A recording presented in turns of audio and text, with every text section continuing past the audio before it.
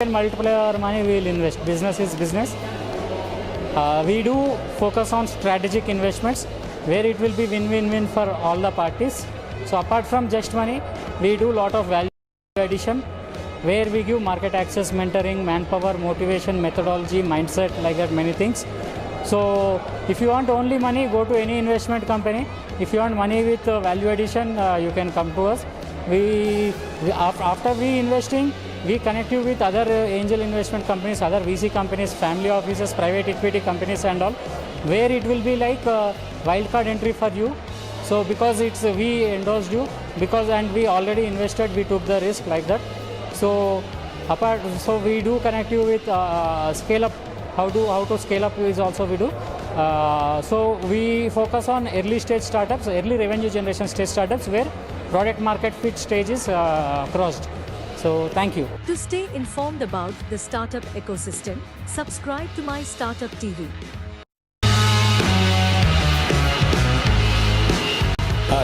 Hi, my name is Seshadri Wangala. I basically group CEO I run a portfolio of firms. I'm the founder for iFin Global Group. And also, more importantly, I'm also the founding member of our Indian Startup Foundation, which is now, I think, truly international startup foundation, led by my mentor, Sri Jay Chowdhury, and also, of course, a group of teams. And this is like, we're also social impact startup, 12 months old. Like your mystartuptv, thanks for the support first. But I think we are evolving because this is not the first thing. We always, as I always say, with the three taglines, connect, collaborate and celebrate. With that vision, we have started this firm.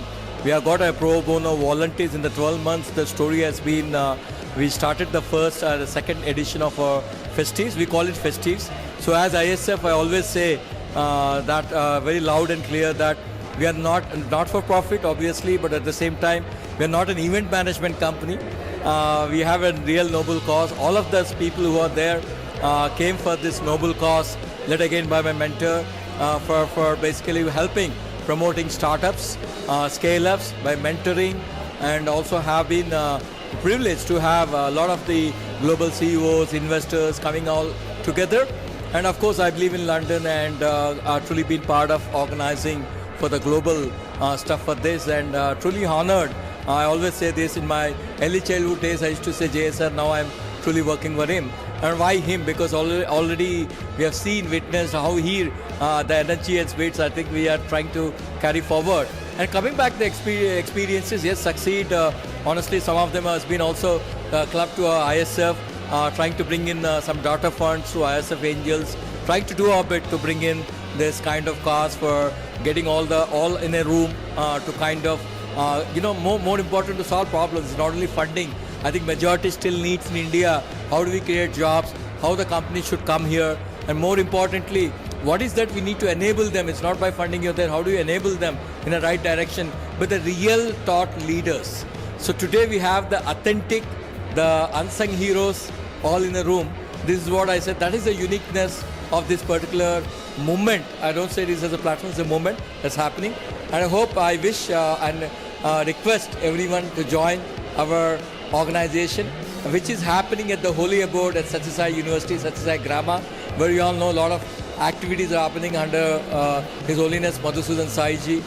So we are trying to do all that, and I think more, I always say we just had a teaser. We still have a lot of even trailers and pictures coming up, global thing, and that's where we are working on it. Thank you very much for all your support also, MyStartuptv and To stay informed about the startup ecosystem, subscribe to MyStartuptv.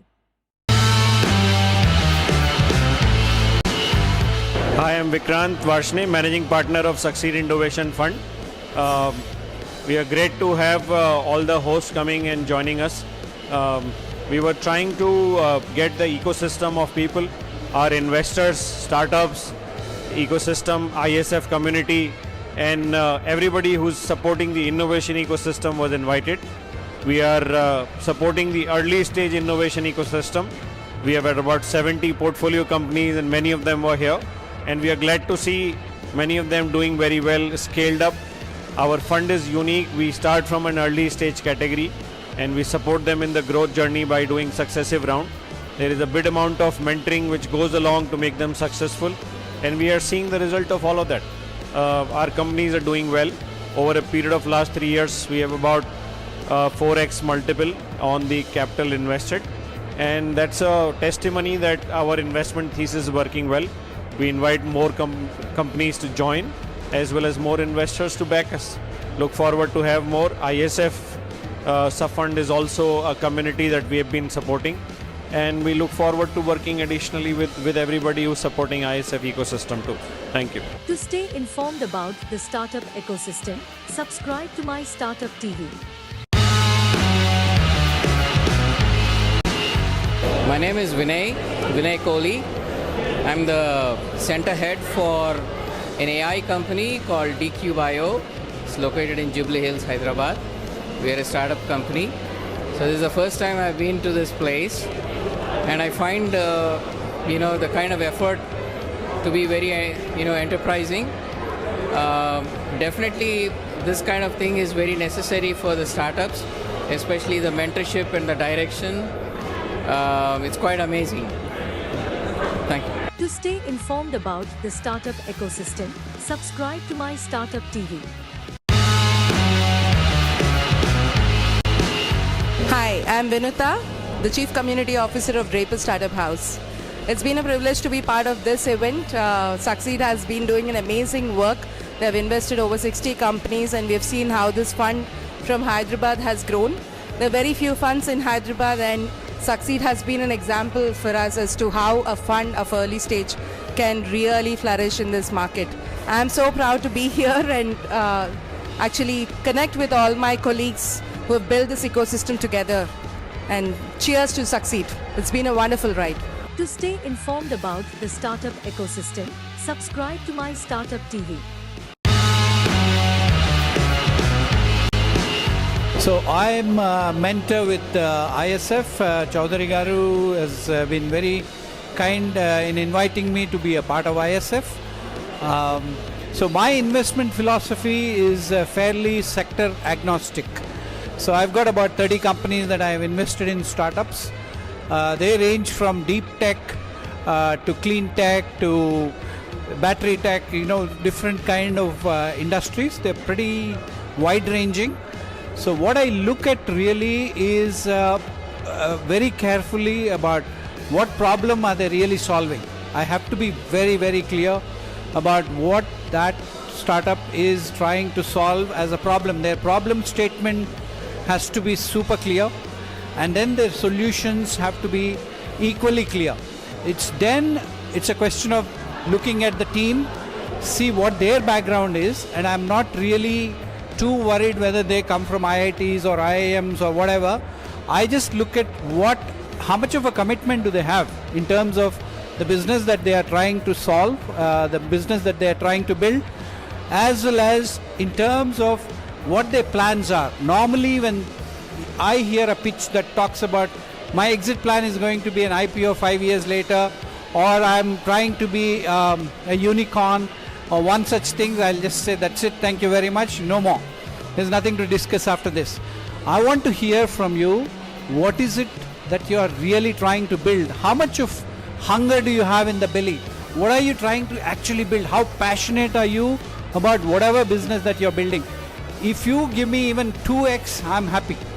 Don't talk about 100x and 50x and whatever, because that tells me what is the commitment of the founder is. And that's more than enough for me. And that's been my philosophy. And I'm pretty happy to say whether I chose it one way or the other, I seem to be somehow in sunrise industries.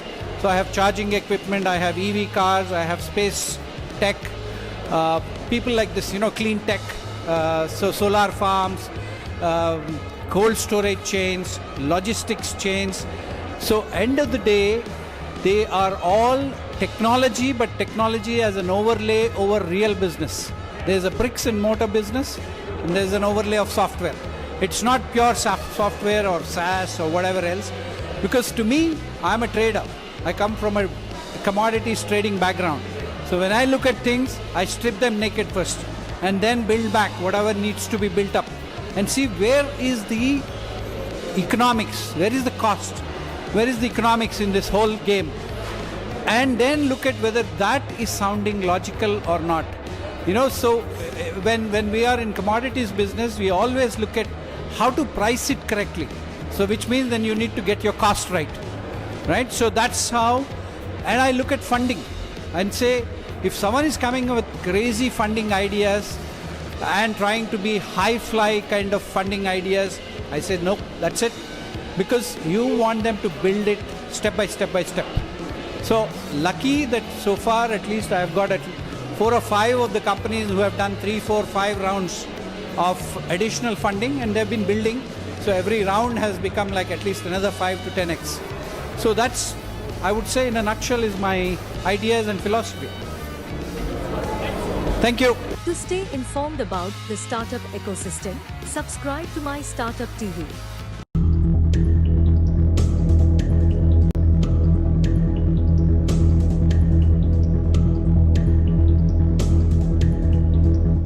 Has not only pioneered the Engineered in India brand, but has been a driving force behind the global success of the organization. He is the Chairman, Board of Governance, IIT Hyderabad and IIT Roorkee. As the visionary founder director of T-Hub, his insights have been instrumental in shaping innovation ecosystems, fostering the growth of startups. Ladies and gentlemen, please join me in welcoming the esteemed Mr. BVR Mohan Reddy Garu onto the dais.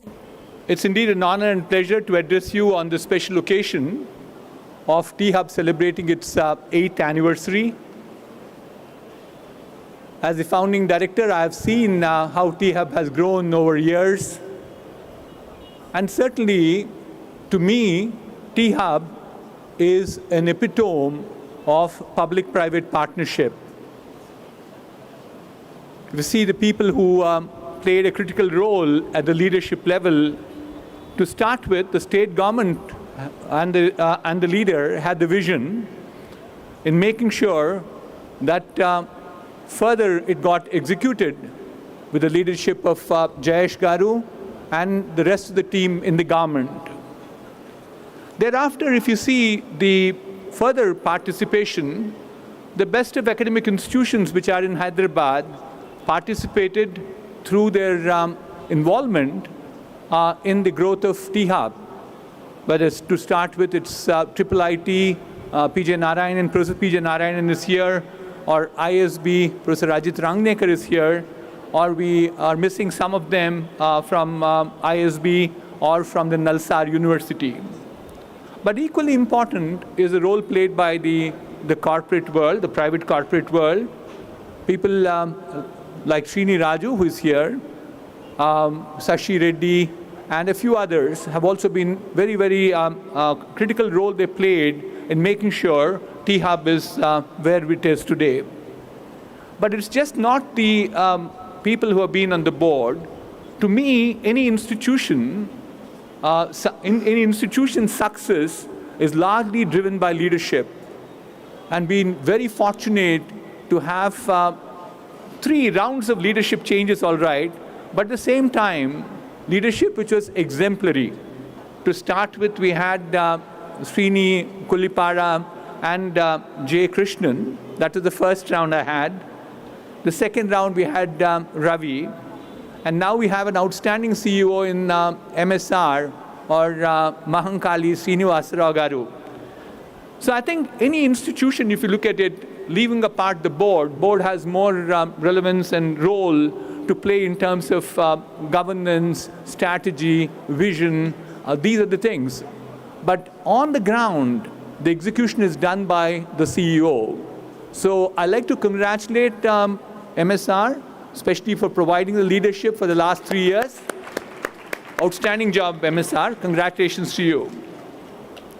And we certainly want to acknowledge, look at the infrastructure that got created.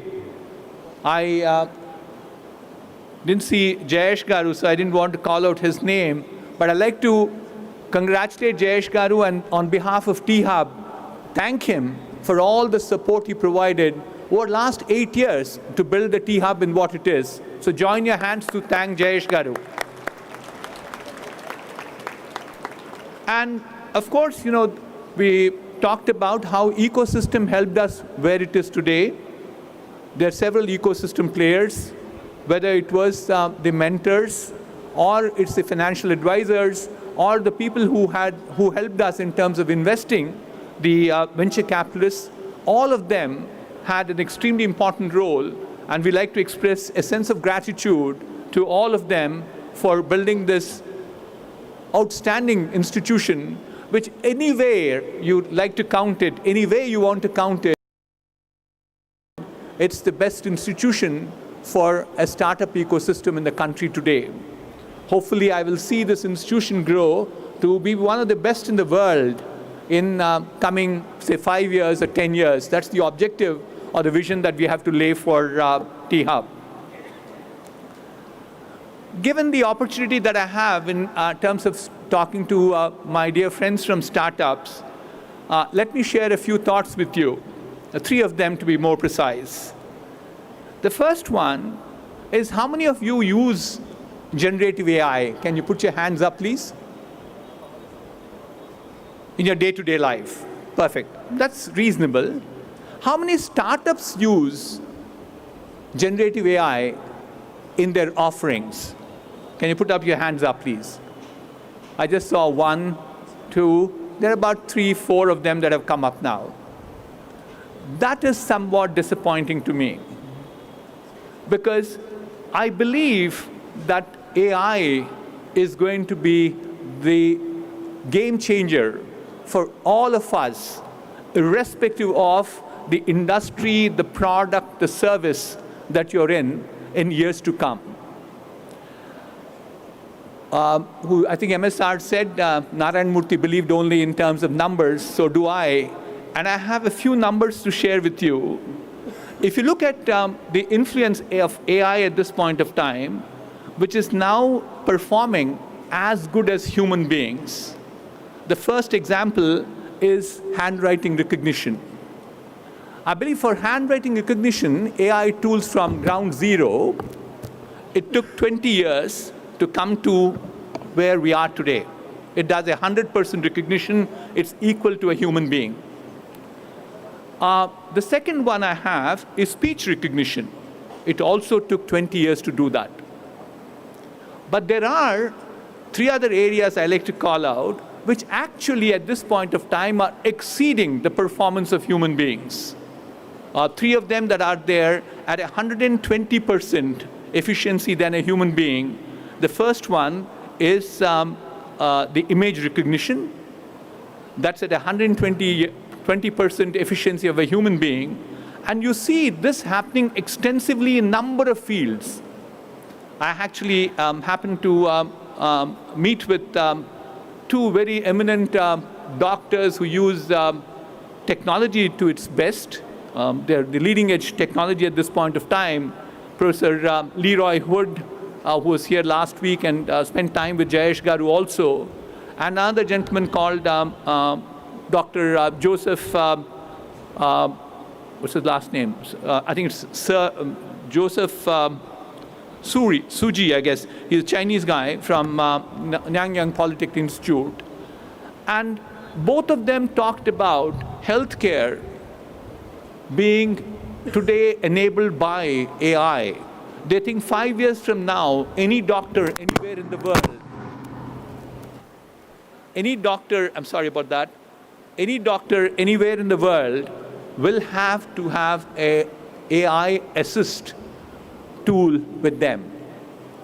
So, but what we are seeing further is just not that AI has certainly been assisting people, but the pace at which it's assisting people. Let me call out 3 examples. I believe right now, no-code code generation for any application today can be done to the level of 70% efficiency of human beings, and that was achieved in just 4 years. We believe that it can get to 100% fairly soon. Or the grade school math got to a level of 80% efficiency of a human being, like a high school child. You give a math problem, it solves exactly as what a student would do, and it just took 6 months to get to that level of efficiency. And lastly, if you get the common sense completion, which is at 100% right now, you get to give 3 bullet points, and you get 3 paragraphs as an output, absolute accurate paragraphs. And that has taken nothing more than 3 months to do, from 0 to 100% today.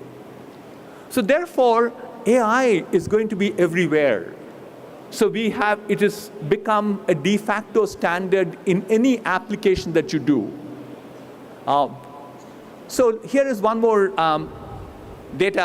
one more set of data that I have for all of to share with you. Is Goldman Sachs did this research in terms of going back and finding out how many of their clients would use AI in their applications, and what is the likely spend in each one of the sectors that they've identified. They think in medical, media, and telecom, 90% of their clients are expecting AI to be used. And the impact is very high. And the likely benefits they believe will come to this set of industries, which technology, media, and telecom, is as much as $860 billion. And if you look at the second one in my list, is industrials have an acceptance level of, they all expect 40% of the customers believe that AI will play a role in industries. And that impact is somewhere in the range of about $500 billion. If you look at a few other industries like healthcare, which is a very high impact industry too, it's about $260 billion. And thereafter it's financial services, consumer retail, real estate, and then you have natural resources. The sum total of savings customers are expecting out of AI usage is right now $3.2 trillion in these named industries. So obviously, people have a lot of expectations for AI to be used and a lot of money to spend on you. If they're expecting so much of savings to happen, obviously they will do a lot of spend. So my first takeaway to my young friends here is that please use AI.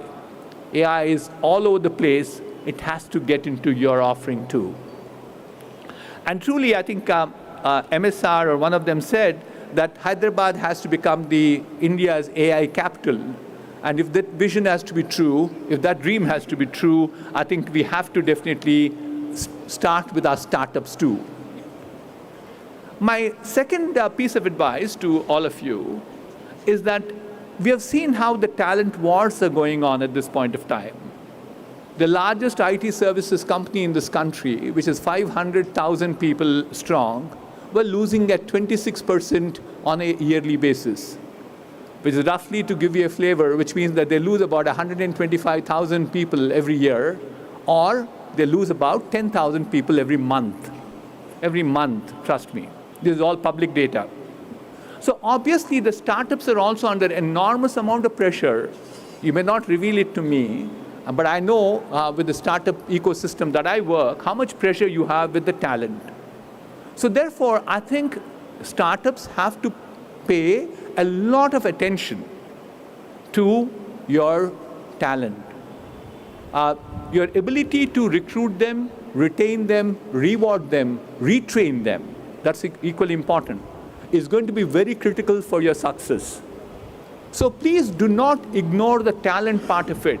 We are seeing several of them suffering today because of attrition on talent. And one sure way, and please don't be miserly on that, please be liberal in terms of trying to share wealth with the wealth creators. The wealth creators for your startup is going to be the people. It's going to be the talent. So if you ask me the question, Mr. Reddy, how much have you shared? In just one company, that we have 2 publicly traded companies, it is all documented again. We so far shared 1,000 crores with our employees. That's what we did. So talent is the second one. So please nurture talent, recruit the best, retain them, reward them, and retrain them. My last takeaway for you this evening is on governance. And I think the future of this world will all depend upon the ESG, environment, social, and governance. I will not spend time on ES part of it, but governance is, I think, extremely important for even early stage startups. The simple reason for it is it doesn't require any effort. It requires only one thing in my mind. It requires discipline with you. I was so disappointed today that a startup where I'm invested sends me last year's balance sheet, that's 2023, the year closing on 31st of March. It landed on my email this morning. I do not understand why people should take reasonably successful, not that it's not an unsuccessful startup. To me, only one thing comes to my mind is lack of discipline. And you have to recognize by putting the right levels of governance, there are enormous amount of benefits that could come to you. Look at your own P&L. Large companies, mine is not large, I would probably somewhere in the medium-sized company that I am, we get our P&Ls every month before the 10th of the month. Every month. And with a revenue profile which is somewhere in the range of about 500 to 600 crores a month, that's what our run rate is. If we could do it, I do not see why a startup should not be doing it. And what we have seen is it is actually not benefiting the investor, but it will benefit you itself, because you then realize what you need to do next because of your performance. But people wait for 3 months. Actually, we have some of the companies there I'm involved with, we have our quarterly board meetings. And even the quarterly board meetings do not happen after the quarter closes. It happens about 45 days, 60 days after the quarter closes. So I'm only trying to tell you is that we do not want too many calamities of people driving their businesses as they like. I'm sure I don't want to name the company, you know, an edtech company where valuation dropped from $22 billion to $4 billion in the recent past. Or sorry, I'll take it back, $2 billion in the recent past. Or today morning we saw a payment gateway company where, you know, the founders took away money left, right, and center, writing checks as they like. If you had governance, your truth, and you know, this is not short-term game. Please believe in that. It's a long-term game. If you think you will definitely make money at the end of it, not necessarily upfront loading it. So I'll leave these 3 thoughts with you. Technology is all pervasive. AI is going to be the future of the universe. Talent is going to be critical for all of our success. Governance will take you to places in years to come. So thank you very much to T-Hub for giving me this opportunity. Congratulations to T-Hub team for their outstanding work that they've done. There are a number of people, number of faces I can recognize around me. And we wish you all good luck. Thank you. To stay informed about the startup ecosystem, subscribe to MyStartuptv.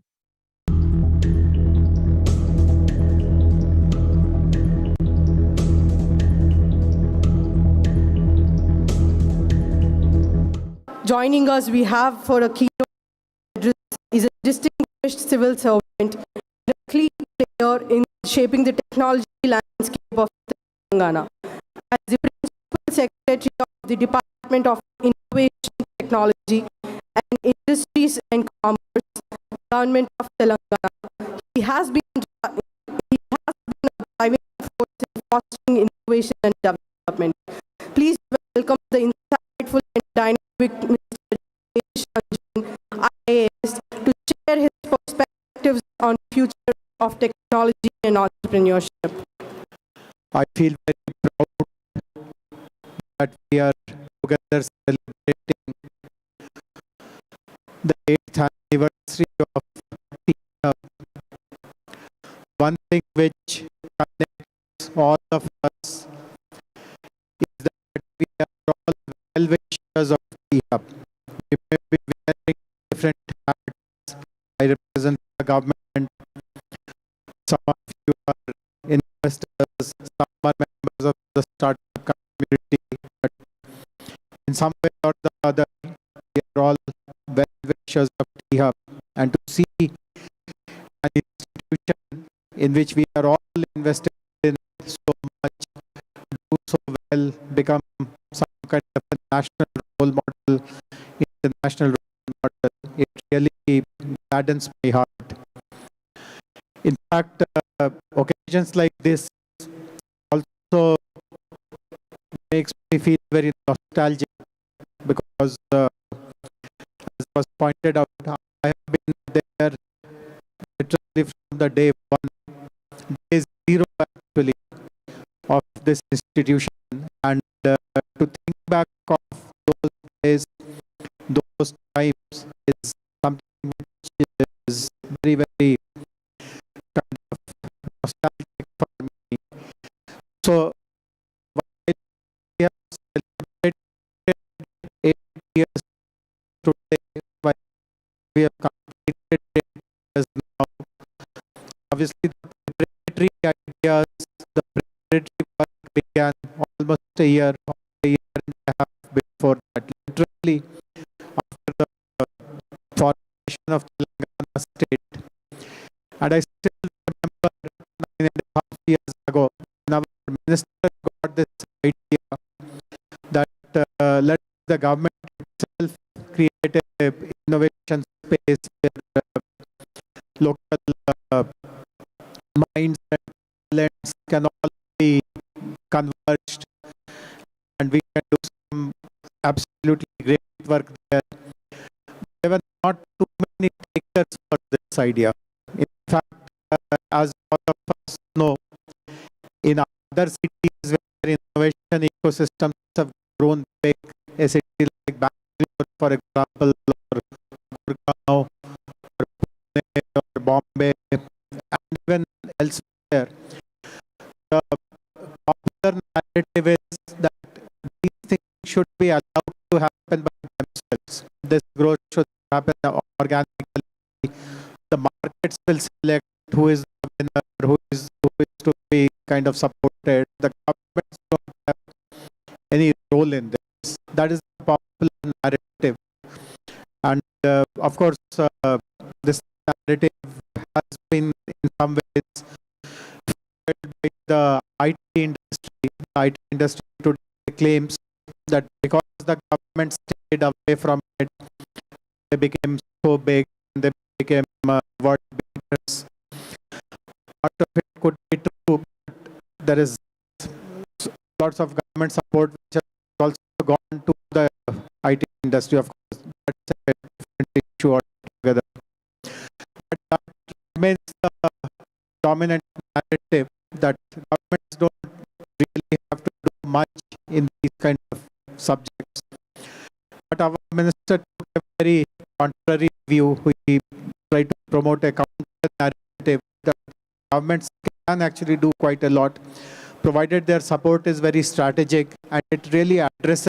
I still remember one sentence which he has been kind of bringing to our notice again and again. In whatever aspect he wants the government to really take the first step forward, is to be someone who can solve the pain points of the stakeholder. So his approach is always very bottom up. Understand what the pain points are, and then your job should be to find solutions to those pain points. Don't do anything beyond that. Solve their problems, solve their obstacles. Again,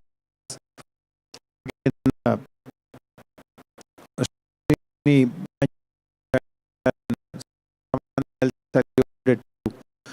So 9 years ago, that is how the idea came, that let us bring out a good policy which explains, in our opinion, what are the pain points and what we are going to do about those pain points. So many of you may not know this, but the initial thought behind creating this facility, of course, this is the new facility.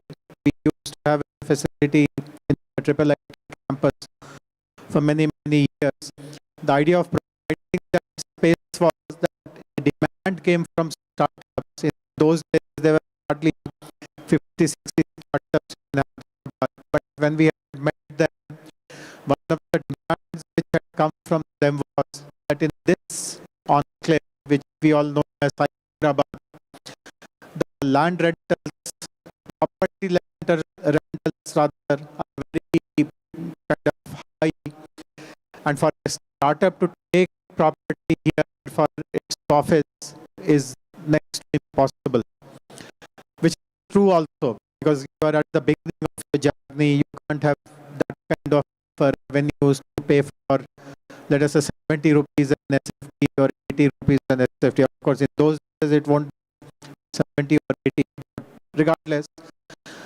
So this was the solution. That, okay, let us ourselves build a facility where we can give space to them at a much lower cost and help them remain connected with the larger Cyberabad tech community, the knowledge institutions like the ISBs, triple IT, etc. But of course, then we realized that this is beyond, far beyond just a real estate play. Space can be given to anyone, anywhere, but what happens inside the space is far more important. What kind of support you provide, what kind of mentoring you give, what kind of access to markets, what kind of connects with corporates, with the governments, and helping them build their teams, improve their technologies, every possible help which a startup will require. Lots of regulatory expectations in some cases. When all that began to happen, the kind of the whole flavor about innovation spaces in our country for sure changed, and in no time Hub has become a role model. In fact, literally no week passes that we don't get visitors, very, very distinguished visitors with very serious intent to come and study what Hub is delivering. In fact, it's a nice coincidence that we are speaking today. Since morning, I myself have interacted with two very important delegations. 40 MLAs from the state of Meghalaya came in the morning, which is very rare for 40 MLAs to bunch together as a group and visit a different state on a completely learning purpose. And it was a mixed bag. There were ruling party MLAs, opposition MLAs, but they all came to understand what happens there. And then later in the day, there was a delegation led by a minister from Punjab who brought his officers, and they wanted to study what is happening here. So, as I said, literally no week passes when we get these kind of delegations, because that is how the fame and reputation of T-Hub has spread. But obviously, there are large number of people who have done human service for T-Hub to reach this position today. BVR Garu already thanked many of them, and I also, from the bottom of my heart, would like to thank particularly all the board members. This is again something which I feel very proud about. I mentioned this, that this is a board-run institution. It is very easy for a facility which was created by the government to be literally taken over by the government, hijacked by the government, as they say, and converted, ruined it, so to say, by their own inefficiencies and their own kind of vested interest. But we deliberately chose not to go down that path, give complete autonomy to the board to take decisions, and we have a very kind of a very experienced board, people who are genuinely well-wishers of not just this institution, but what possible impact it can have on the state, on the city, on the country as a whole, and they have taken very, very kind of educated decisions about this institution. Also, large number of people who have supported. Some of you received recognitions a while ago. People who have contributed to the enrichment of the ecosystem. People who have supported in funding. People who have supported as mentors. People who have just been plain well-wishers, who have spread the good word about what goes on and has helped in some way or the other. So big thank you to all of you. MSR Garu has laid out what are the new things which are in the offering. Some of the new programs are getting launched today. Some interesting MOUs are getting signed in a while from now. So obviously, action never stops, learning never stops, and I'm very confident that while we have met today, when we meet next year and the year after and year after, there'll be always something which will be stunning about this institution, which will really make us head spin to wonder how brilliant people have all come together and created something so fascinating. So once again, happy anniversary to the entire team. Of course, MSR Garu is the face of the team, but there are many others, 56 other people to be precise, who have been contributing to the growth of T-Hub as an institution. Also, other partner innovation centers of the government, the T-Hub, T-Works, TSIC, RICH, TASK, E-Wing, and all the centers of excellence that we have, who also collaborate with T-Hub in sharpening their offerings to young innovators, young entrepreneurs. Big thanks to all of you, and thank you very much for organizing this event. Have an enjoyable rest of the evening. Thank you. To stay informed about the startup ecosystem, subscribe to MyStartup TV.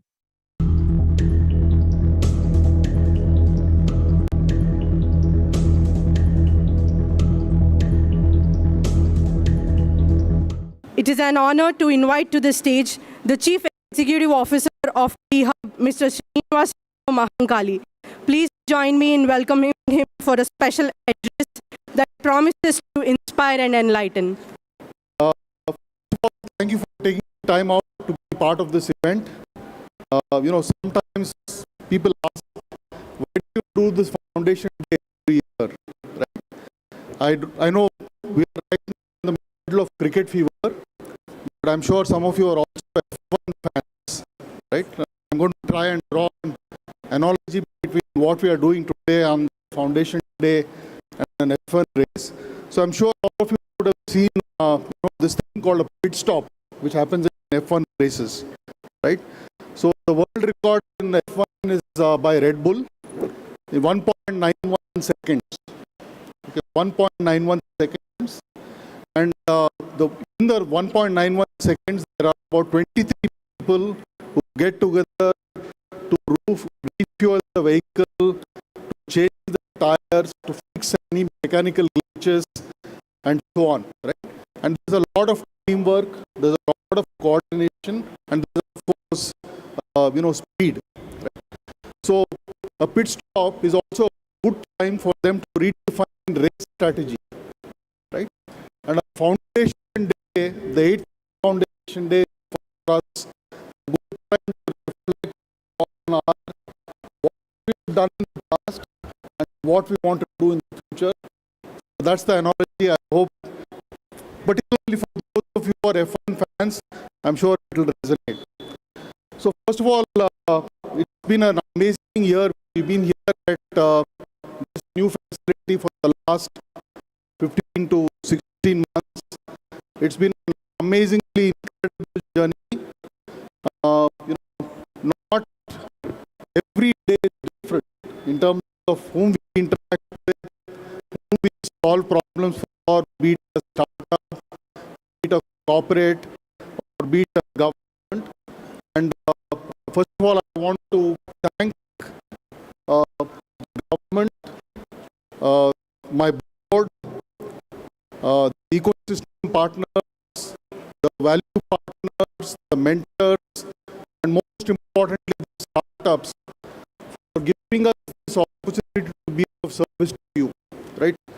This is an opportunity not easily given, and we are extremely grateful for this opportunity to build a world-class innovation innovation ecosystem.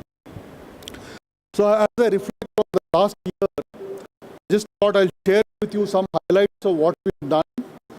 And as one very famous entrepreneur, a gentleman called Narayan Murthy once said, in God we trust, the rest all data. So I'm going to take refuge in that and share with you some data points about what we've been able to do in the last year or thereabouts. So in terms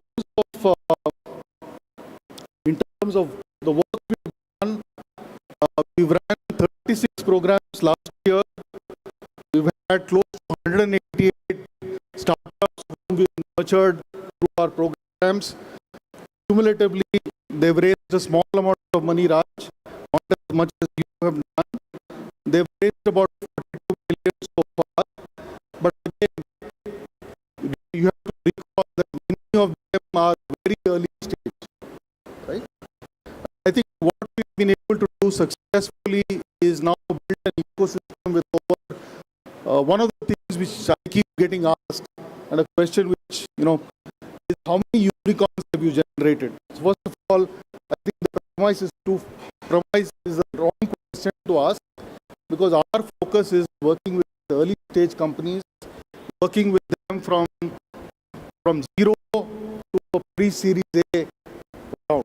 One, I don't want to take refuge in that answer, but hopefully some of the companies whom we supported, close to the as I said, 36 companies which have raised close to 42 million, will over a period of time go on to become very large unicorns, and hopefully some of them will become unicorns. Now we also work with a lot of startups who are not part of our programs, but we work with them. For example, in the defense area, we run a very successful program called IDEX.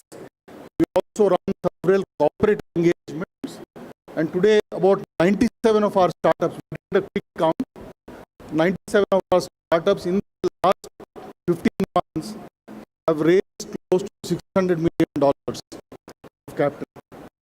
Right?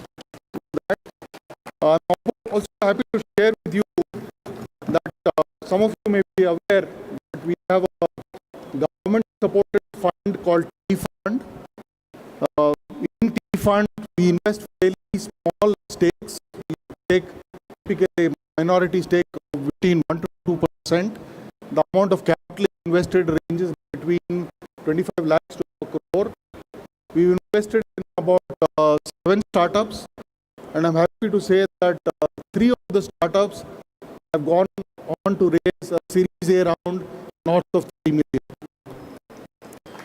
Right? One of the focus areas for us at T-Hub has been about creating market access for our startups. Right? Because as any early stage founder will tell you, the hardest challenge for a no-name startup is to get in front of customers and engage and do business. So last year, we did 69 market access events, and close to 142 of our startups have been able to get to POC stage. 37 of them have actually got confirmed purchase orders from our customers. Right. Another important element in the work we do is about job creation. So obviously, as you know, T-Hub is a Section 8 not-for-profit entity. Our focus is on obviously helping scale startups, etc. The side effect, or an important effect of that, is around job creation. And the data we've compiled over the last 15 months, our startups have created 2,461 jobs.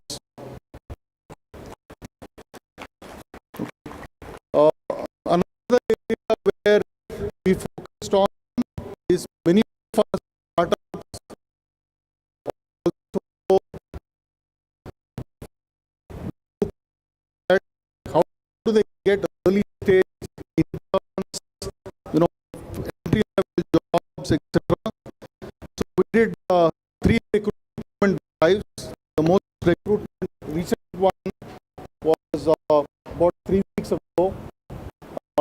about 13,000 young people apply to about 94 of our startups, and 600 of them got internship opportunities. Another parameter we measure is on revenue growth. Revenue growth of our startups, and I'm happy to tell you year on year, we again compile data for the startups we worked with, which I referenced 188 of our startups. Cumulatively, they've been able to grow in revenue by $105 million. Right? Another important element which I want to call out for our corporate partners, right? We are building an ecosystem here. This is about supporting startups, and as anyone who's built an entrepreneurial ecosystem will tell you, an entrepreneurial ecosystem requires startups, corporates, funding entities, academic entities, government, media, and research entities to work together. So from a corporate entity standpoint, I'm happy to share with you that last year, after we moved into this wonderful new building, we've added several logos, both domestic and international. I'll quickly read out some names.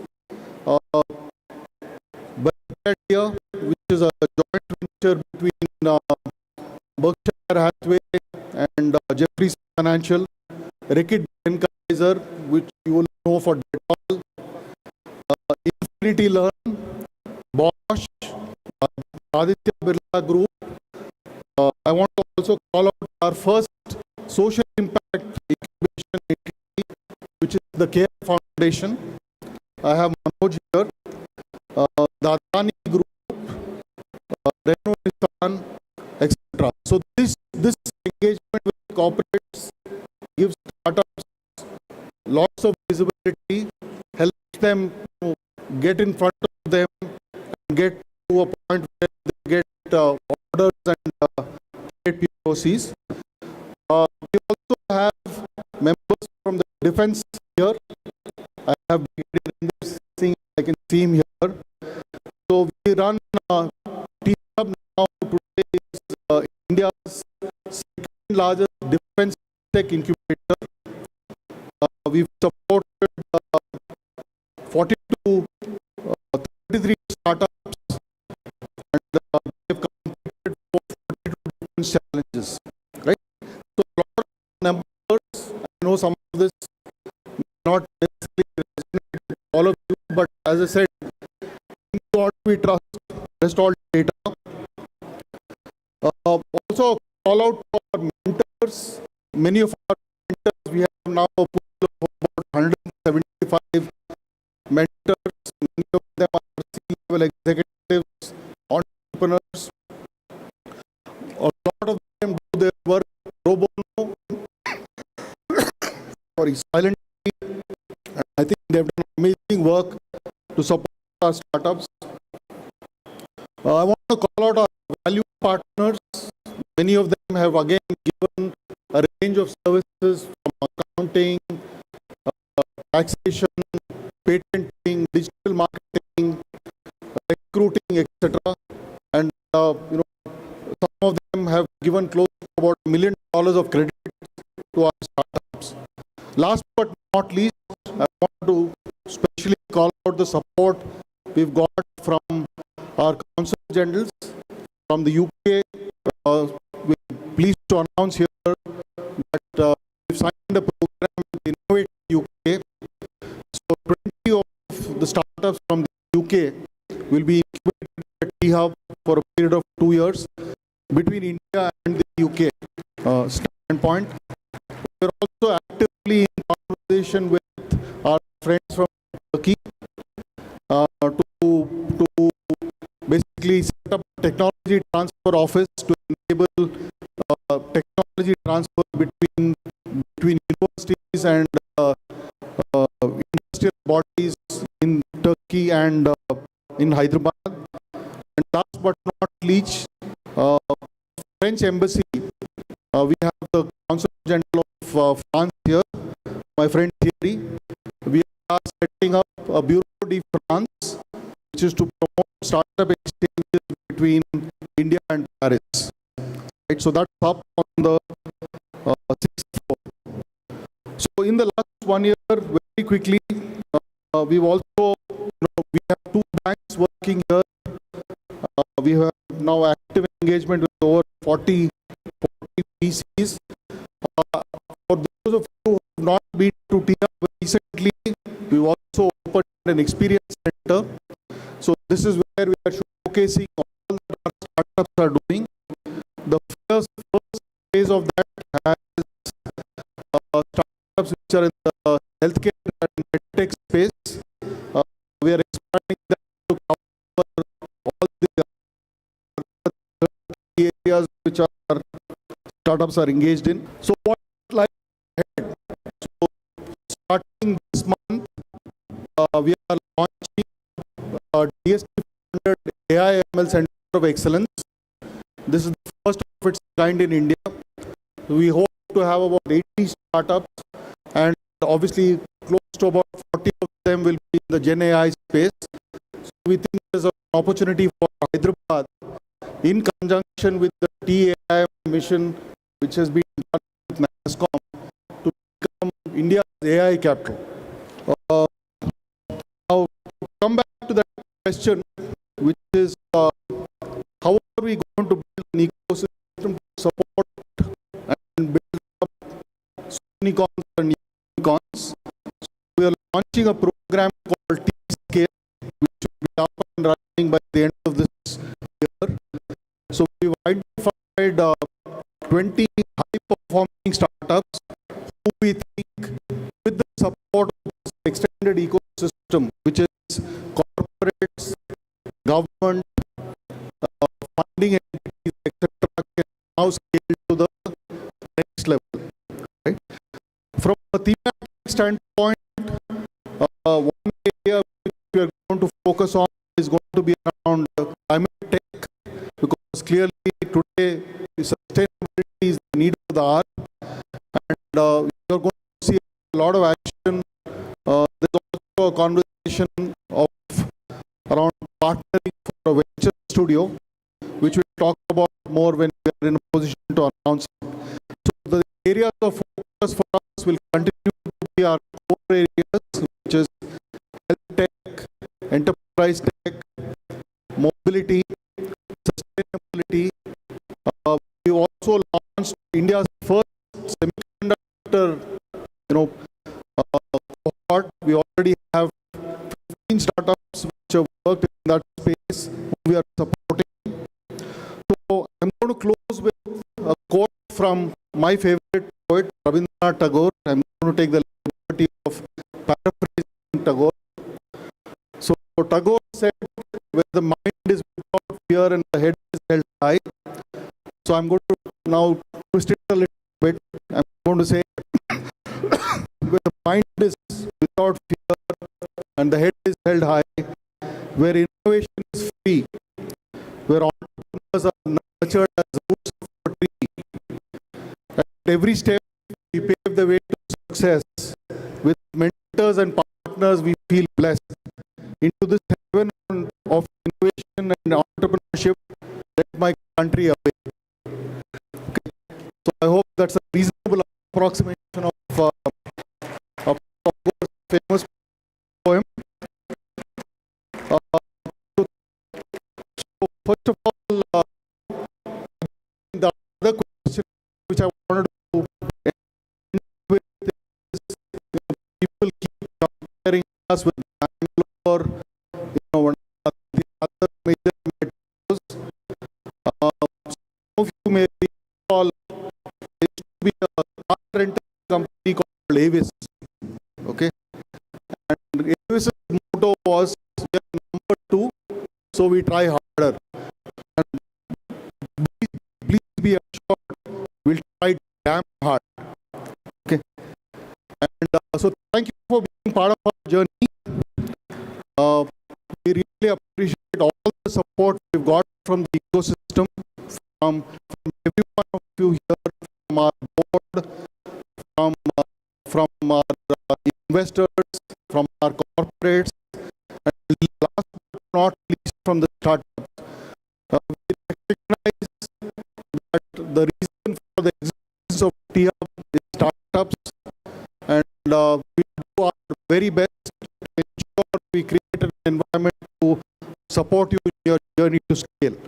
So here's to many more years of success, learning and creating a bright future together. Thank you. To stay informed about the startup ecosystem, subscribe to MyStartuptv.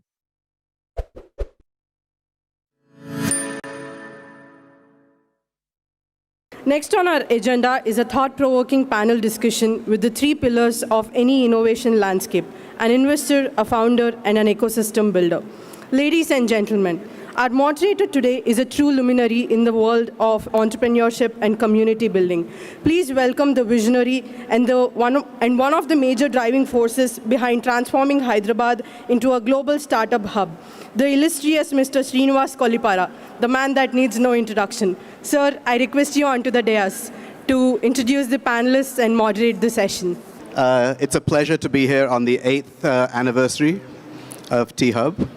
It's great to see so many familiar faces. It's an honor to have these two gentlemen with me. I've known both of them for quite some time. And right now they're representing very different ends of the ecosystem, even though they started fairly similarly. So maybe I'd get Raj. Banyan Nation is a pioneer in the space of plastics recycling and circular economy. We've been at the problem for the last decade, and we count ourselves as the sole supplier of human contact and food contact premium recycled resins to all the FMCG, oil and lube majors across the globe. And we were one of the first companies, outside of the SaaS, high-tech, what have you, pedal to the metal manufacturing company that Mr. Jayesh Ranjan and Srini and Jay sort of inducted into T-Hub. And I think it's been a great journey for us, and really happy to see where T-Hub is, and happy to be here. You were also one of the first in the building at T-Hub, in the first building. It's nice to be here. I'm Vamshi, been Hyderabadi all through my life, moved back from US here, and I just love being part of this culture, startup culture over here, start journey with my own company, and then right now a partner at Kalari Capital. Lot of interest in actually seeing the Hyderabad ecosystem grow, and just like everyone else here, I think we're all trying to see in what shape and fashion we can actually help grow the ecosystem here. That's just a brief about me. But before you start moderating, Srini, I think I have a few questions for you. I want to make it the other way around, because that's not how it works. I know, but being on the moderator is easier. So, because I know that you had started off initially with the first T-Hub, and gone through and seen the whole journey and the evolution of T-Hub from the last 8 years. There's so many things that have changed in the 8 years, not just from T-Hub perspective, but the surrounding ecosystem as such, right? So just want to get your thoughts on, how did you see 1.0, how do you see 2.0, evolution as such, just from an overall perspective? Sure. We've had a lot more than 1.0 and 2.0, right? As typical startups. I mean, T-Hub itself was a startup. I remember when Mr. Mohan Reddy Garu was supporting us right at the very beginning, and PJN from IIIT. We were an incubator at IIIT trying to make a difference. And at that time, Hyderabad wasn't taken seriously at all, right? We were never mentioned in any article that talked about startup ecosystems, which is surprising if you think about where we are today. But in those days, there was literally a point in time when we were a couple of months away from inauguration, and the minister said, do you think we'll fill 50% of the building? We've come from there to where we are today, which is a long, long way. And as a typical startup, we went through multiple iterations. It may seem like it was a linear journey. It really wasn't. When we first started, there were a lot of very early stage startups. Very few had gone past an angel round, in fact. So our first thing was just how do we just get people into the building? How do we create some momentum for all of the ecosystem that's happening, right? Get a load of events happening. Very quickly, of course, we took off, and there was a lot of momentum. Our first achievement was actually not letting startups move to Bangalore. Every company that raised a round used to move to Bangalore. And so just that not happening was our first win. And then we realized, okay, it's not just early. We have to support the slightly later stage companies. And we had our companies growing, Banyan Nation being one of the examples. And so then we started doing some later stage stuff. We broke up into the different sections where we had international market access, we had incubation, we had our support for other states as well, a whole bunch of things, right? The ecosystem has grown hugely. At that time, I think T-Hub was pretty much the only thing. But one of the things that we created T-Hub as was that we would disappear when we were no longer needed, that the ecosystem was so big that we weren't required. We've not got there yet, but I think we're on that path. Today, there are so many new incubators, accelerators, VCs. There was one VC in the city at the time. Now we've got multiple. So many things have changed. And I actually want to highlight some of that story talking to both of you, not just hog the mic from myself. So let's start with some fundamentals, right? Both of you moved back from the US, by the way, to start startups. Vamsi, you did it first. I think it was 2004, 2006. Long before startups were sexy, long before it was cool to come back from the US and do this stuff. By the way, what I would like is that this becomes a conversation, not just me asking questions. What was it like for both of you to move back from the US? What made you do that? And what was it like to start a startup in 2006? The best part was that there were hardly any VCs and there were hardly any startups. So, you could name. And I know that every VC flew down here to meet me, right? Because there was only a handful of companies. So having said that, I think, what I felt that, what we were trying to fundamentally solve, and the ecosystem problem, like I keep talking about ecosystem so much that, it's a fundamental thing that what is the ecosystem which is available today versus what was the ecosystem available, in 2006. If I look at today, I think when I look at T-Hub per se, right now, I feel just bringing the mentors here, bringing the ecosystem from a market access here, giving him access to the government initiatives where you can actually get market access, giving access to investors, I think has changed tremendously over the past 15, 16 years. But also there's a lot of competition that has come in from the startups as such, right? Of course, the VCs have evolved, but I think there's just a fairly large number of startups now. So it is a question of quantity versus quality right now. So I think the challenge what we are seeing right now is how do we bring in quality founders and how do we identify quality founders? Can we actually build founders? So one of the things which I always had in mind when I moved from an entrepreneur to a VC world was I always felt that you can build an entrepreneur. You can actually build a successful entrepreneur. I realized that's not true. 3 years into this, I realized that not that you can build an entrepreneur as such, but I feel that just the setup of T-Hub as such has given access to so many mentors, so many other things which you can actually get access to, which will actually enhance your chances of becoming a better entrepreneur or becoming whatever we want to say, a unicorn or something like that.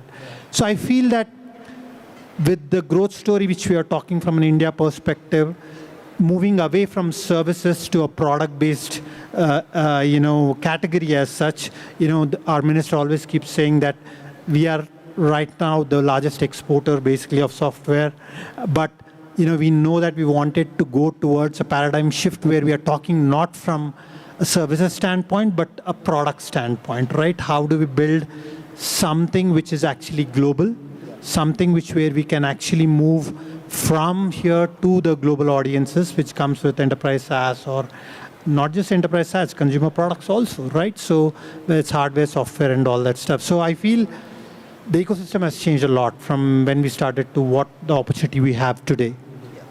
I mean, T-Hub, one of the things that we said we would do in the beginning was just remove some barriers. It wasn't to make sure they were successful alone, as in it wasn't for us to do that job, but remove some of the barriers. And of course, Mr. Jayesh Ranjan has been with us almost from the very beginning as well, and the government's done a great job at removing some of those barriers as well. Raj, you started Banyan Nation 2014? 2012, actually. 2012? Yeah. And you weren't, as you said, one of the typical software types. So what was it like to come back? What made you come back and do a hardware company? Yeah, I don't think we thought it through. I think that was the advantage. So we were incubated in Columbia's greenhouse program where Mani was, doing his MBA. And the first advice that we got in the program was that if you want to solve a problem in India, then you have to be in India. You can't do it from New York, right? So we just packed our bags and we ended up in Hyderabad and not in Bangalore. Simply because we needed a place to crash, and my parents live here, so I'm from here. So, so we're just a bunch of engineers trying to solve a problem and didn't know where to go, so we came back home. I mean, I'm a mechanical engineer, he's an electrical engineer. We were doing a lot of software and wireless communications and everything, but we are really passionate about India and everything that India means to us. Right, and we just wanted to solve a problem that matters and mattered, not just for us, but for generations to come, and something very fundamental. And I think we were, fiddling around with a lot of things, and waste management was that one problem. We felt that there was nothing going on, not just in India, but anywhere else in the globe, nothing meaningful. So we just came back to, do discovery on the ground and figure out. And the first person we actually met was Mr. Jayesh Ranjan. We just walked into his office in, APIIC. We were all suited up and we had just printed, business cards. And he was kind enough, he always is, that he, let us into his office. And I think within a few minutes, he knew that we didn't know what we were up to. So, but he gave us a patient hearing, and he basically told his team to take us around Hyderabad and just understand what was going on in the space, and just one thing led to another, and then after we raised our first round in 2015, that's when he recommended that we come to T-Hub and see what's that like, and what we could leverage and learn, and we've been at it for a decade now, and here we are. So, if you were to start the same company today, what do you think has changed? Is it easier? How would you do things differently today?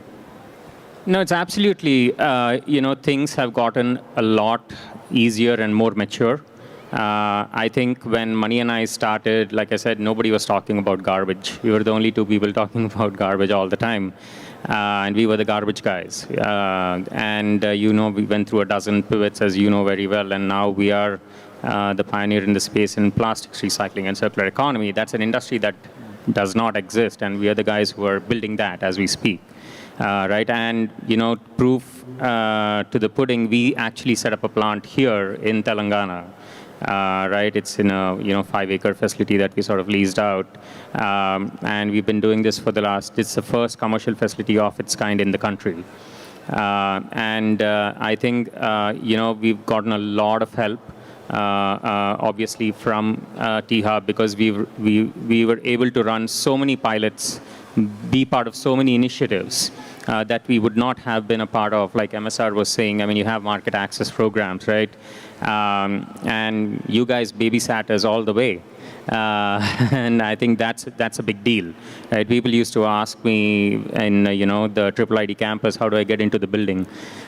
So it means something, right? It means a lot, actually. And I mean, the leadership, you and Jay and everybody, was always front and center, right? You're not sitting in your corner office, you're out there, you're putting yourself out there, you're putting your startups out there. It's a huge risk. But I think it has its high points. And like you said, it's a journey, it's an evolution. The best is yet to come. So, yeah. And I think that's an important thing, right? It's not an easy journey either, being an entrepreneur.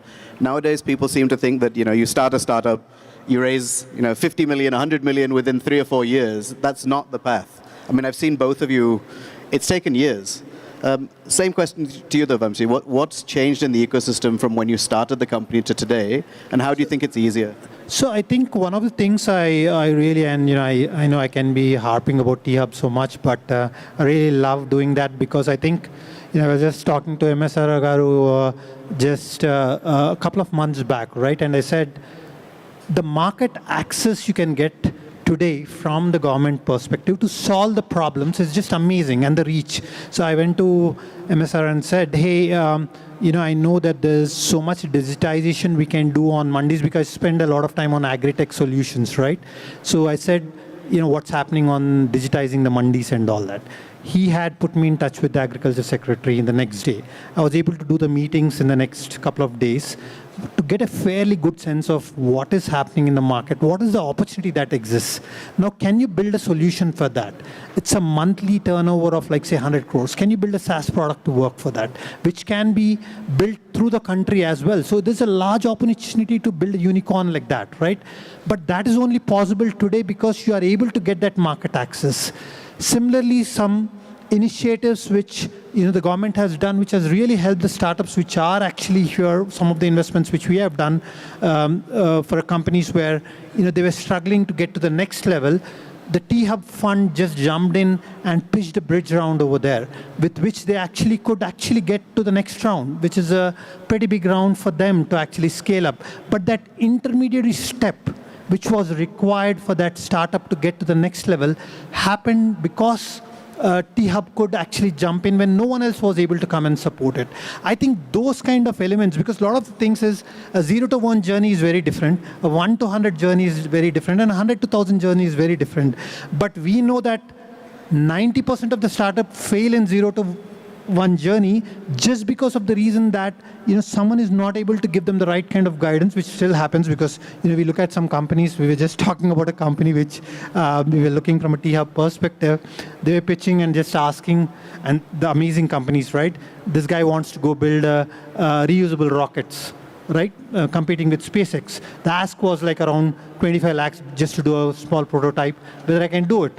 Right now, that kind of a stuff was never happening. People were never thinking that I will build a reusable rocket, right? Which is happening today. Today, they are able to think like that. They're able to get to the access, and they can go to MSR Garu or Jayesh Ranjan Garu and say, hey, I want access to see how people can help me do this. This is my idea, but I want people who can actually support this idea and build it. And I think that is happening today. I think that's the beauty of the ecosystem today versus how it was. Right. Actually, that brings me to I know you've crossed over to what some people consider the dark side, the funding side, right? But being in Hyderabad, did that impact your journeys at all? Especially in your early days, raising funds being based here and not moving to Bangalore, which was the obvious choice. What was that like, and how has that changed? No, that's a great question, Srini, because I think up until 2020, till we actually built the plant and people knew that we are not just fly-by-nighters, everybody assumed that we were from Bangalore. And we were like, no, we're from Hyderabad. So I think there's obviously a huge perception gap, and there's some reality to it as well. But we are a US C Corp, and given that the maturity in the space in which we operate is just coming, right? I mean, we've always led the charge to raise multiple rounds to show that, this is our take on the problem, and this is how we should be thinking about the space and the problem statement, that now a lot of PE and VC funds are coming in, and there's obviously a lot of chatter about climate tech and ESG and what have you, right? I mean, it's no longer, just a byline in a CSR document or greenwashing. It's real. A dozen startups have gotten funded just in the last 3 years on the back of the work that we have done in this space. So I think by and large, there's a lot of maturity in the space. And I think given the infrastructure that, Hyderabad and Telangana have, and the breakneck speed at which things are going. This is something that keeps resonating with Mani and me all the time, is that, you experiment boldly and you scale prudently. And I think that's true of Telangana and T-Hub as well, right? So I think we're taking a very sort of structural approach and a very, very value creation foundational long game approach instead of, like you said, a 3 or a 5 or a 7-year kind of an exit. And I think definitely a lot more risk capital and patient capital is required, and it is coming. It may not be in large check sizes, but it's coming, and it'll only get better, I feel. That's really good to hear. Vamsi, you've joined one of the top venture capital firms in the country, but they're not based in Hyderabad. You chose to join them. Based in Hyderabad, I'm here. They were not based in Hyderabad, and you chose to be a partner here. Was that easy? And how do we convince more large firms to set up offices in Hyderabad? No, again, just like, how do we convince people to start building companies here? I think, the only way investment is a business, right? So obviously we show returns, and then obviously I think more and more will come. Not necessarily like, since, I've been here, we've made like 4 investments in Hyderabad, right? To see how we can. And I think the key point here is that it's more than the VCs or the ecosystem enablers, it's the founders' ability to go raise capital, right? We have spoken so much about, how you can go out there. I always feel there's a lot of money out there, right? Now, are you able to get to the right kind of investor? Are you able to get to the right kind of angel? Are you able to get to the right kind of mentors who can help you get that check? There is money out there. There are people who are ready to write a check for you. It is the kind of effort you put on to get to that person or that entity to write a check for you, right?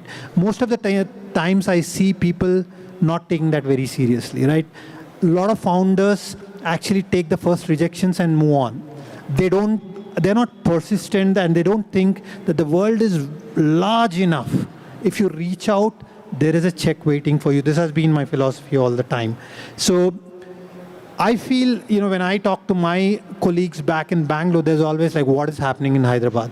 I keep telling them, you should come see it. And it doesn't take too long like Bangalore. I say it takes 20 minutes to get to that part, unlike 2 hours in Bangalore. I mean, I agree with you. I mean, it's always been the case that a great founder can raise capital, but having them local makes a difference. Like you said, since you've been here, 4 investments have happened. And that's why I was saying, I think we need to get more VCs into Hyderabad. Luckily, we've got a few that have started in Hyderabad now and are working out of here. In fact, Srini Rajagaru was one of the first investors in that space. We've got some great angel investors too, but we need to get more. So we've been talking about what's great about the ecosystem. What more do you think could be done to help startups in your space and hardware in general, I guess? I mean, we have T-Hub and T-Works, but what more do you think we could be doing here? I mean, a lot of experts here, but from our sort of vantage point, building a very sort of traditional manufacturing company, one of the things that we've always had a challenge with is, I think, not just access to capital, but capital that's not expensive. And I think that's the story of India in general as well, right? I mean, whether you want land or you want any other infrastructure, you want public utilities, all that is hard to come by even today. When we built the facility that we are in now, we had to lease, and we could not buy because, real estate is so expensive. When we set up water recycling, we had to, innovate a lot because there's no access to public water. And electricity is like super expensive. Anywhere you go, they're saying Hyderabad is super expensive when it comes to, electricity compared to a lot of other states. And then I think the other sort of problem statement is, we work with a lot of global brands and a lot of global vendors when it comes to bringing in equipment, right? We do a lot of import and export. That's also very expensive, given the controls and the taxation and the timelines and so on and so forth, right? So for a company like us, or for people who are trying to do something, hardcore, it can get very expensive to build and operate and prove that this will work at scale. So that's something that we are learning even a lot when we travel, in the Western Hemisphere and in Southeast Asia as well, is that, the state is able to give you a lot more for a lot less to be able to get going. And I think, there's a lot of good things happening in terms of us being able to get the right permissions in the right timelines and so on and so forth. But I think the stuff that matters is the stuff that makes it easier and cheaper and more economical to run on a day-to-day basis. I think that's still hard to come by. I know you have a big announcement coming soon, and you're getting chased by multiple states, so let's figure out how to keep you here. What about you, Vamsi? Any thoughts on what else needs to be done here to take us to the next level? I mean, Hyderabad's obviously grown largely. We have a long way to go. What else? No, I think, see, what we are seeing, Hyderabad, we've always been a pharma capital, basically, right? So I think lot of evolution from health tech perspective can become a hub here. We are seeing a lot of deep tech companies coming here, right? So, and that all comes with one or the other company which has actually kind of paved the way for the rest of the entrepreneurs to see. So if you look at what Skyroot did, it actually is able to bring in, like what MSR is saying, 43 other startups which might have started thinking about, can I do a taxi, can I do a reusable rocket? Right now, just the thinking has changed from people's perspective. I think I personally believe that this is an opportunity for us to become a deep tech hub, a defense tech hub, a manufacturing hub, especially in the pharma side and the medical side as such. And also, I think health tech is something which is a great opportunity for us to take a leapfrog from the other, I wouldn't call Bangalore as the only one. I think we should be competing globally more than Bangalore as such. I think that whole thing is going to change in the next coming 4 to 5 years. And I think we will see that kind of breed of entrepreneurs coming up, breed of investments coming into that space.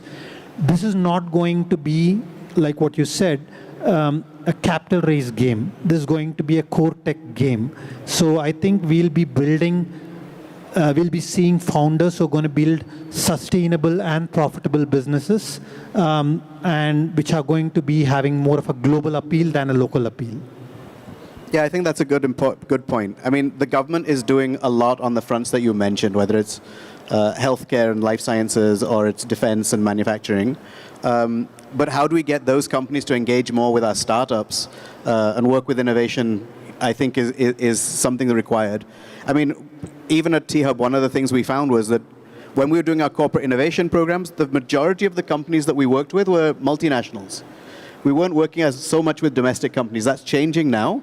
But I think I'd like to see more domestic corporates working with innovation as well and coming in. Raj, what advice would you give to founders out here that are growing in terms of utilizing all the experience that the ecosystem has and just the resources? Yeah, I mean, we grapple with that all the time. I mean, the way we sort of look at any problem or even the journey of entrepreneurship is it's going to be a series of lows with intermittent highs, right? I mean, you don't let the lows get you down, and just because you had a high or a good day doesn't mean your head is in the clouds. So eyes and ears on the ground and, play the long game, right? And I think like you and Vamshi have also been saying, the problems that you're solving obviously have to be very fundamental and very foundational, very transformative. If you're just doing something that's a me too, or just to grab market share, or just to be in the news, or do whatever it takes to raise money or to go public or whatever that route is, I think you're not going to stand the test of time. Right? So, I mean, like we just heard Mr. Raj speak, I mean, it's been an institution that he's been building over a long period of time that started way back when he was a teenager, right? So, I think everything, the good to great and the great to being there perpetually is going to take time. And I think always think about things try and build a flywheel, right? I mean, if you have a flywheel, then you have the right momentum, and then you can always, run, walk, sleep, run, walk, sleep, and then you can always pivot, and then you can noodle, you can come back, you can fail fast and come back, and then do stuff. If you don't, but stay true to the mission, right? I think that's the most important thing. I think what happens to a lot of startups and companies and entrepreneurs is they're not able to stay true to the mission, simply because they get bogged down in the minutiae, or they get swayed by market forces. Right? You have to listen to the market, but you have to have the ability to separate the noise from the grain. I think that's very important to be able to build something that's of value. Vamsi, what about you? Advice to founders in terms of just utilizing the ecosystem and using it to scale? I wouldn't really say it's an advice, but I think just the mentorship, which I keep harping on, I don't think the founders really understand what that means, and the access that you have today for those mentors, and just spending time with them and actually listening to them can help a lot, because they've been there, done that, or they have the access, they have some knowledge. I wouldn't say they have the complete knowledge, but they do have some knowledge which can guide you in the right path towards, I keep saying that if your chance of building something great is 10%, that will enhance it to 20%. It's not like it's going to get 100%, but chances are better. Just focusing on that, I think, is a very, very important aspect, and just not taking rejection at all. I think on the mentorship part, it's very important that a startup is very, very clear about what they're asking from a mentor. It's too common for people to come up and go, help me, what do you need help with? Everything. I can't help you with that. So I think that is very, very important. I believe we're almost out of time, but maybe some points to wrap up. Anything you two would like to add to the conversation? I mean, I can just speak for, Banyan and Mani and me. I think, this has been, I think, the time of our life. We started on the wrong side of the 30s. But I think, MSR and I were speaking, I think, a few months ago, and, he was asking me about work-life balance and all these things. So I said, I don't believe in that, because, I mean, this is your life, right? I mean, you found your calling, you found your purpose, and now we're trying to build an organization which is going to outlast us and lay the foundation stone for a lot more Banyans to come, because this is a problem that's going to be beyond our times. I think, T-Hub and Hyderabad and Telangana have been great for us because it has given us that calm time to focus and stay true to our mission. So I'm really looking forward to the journey ahead. Vamsi? No, I think I'd like to congratulate the government and MSR and Ranjan Garu for creating this ecosystem. And I think I just feel it's just starting for startups, I look at T-Hub as a startup. I think this might be Series A for T-Hub. There's a long way to go, and I'm sure we'll get there. But congratulations on getting us this far. I think I just want to say to all of the people here who are ecosystem people, you're here, so clearly you're engaged. But please keep engaging. If you're an investor, keep looking at Hyderabad startups. If you're an incubator accelerator, keep doing this stuff as well. If you're a successful founder like Raj from Zaggle, keep investing into other startups. Don't just do your own thing. And I know you do a lot of that. I want to thank the board that's been there from the very beginning. You've been an incredible support. And I want to thank MSR and the entire team right now at T-Hub for doing a phenomenal job and keeping up the great work. You've taken it way beyond what we did in the beginning, so thank you for that. To stay informed about the startup ecosystem, subscribe to MyStartuptv.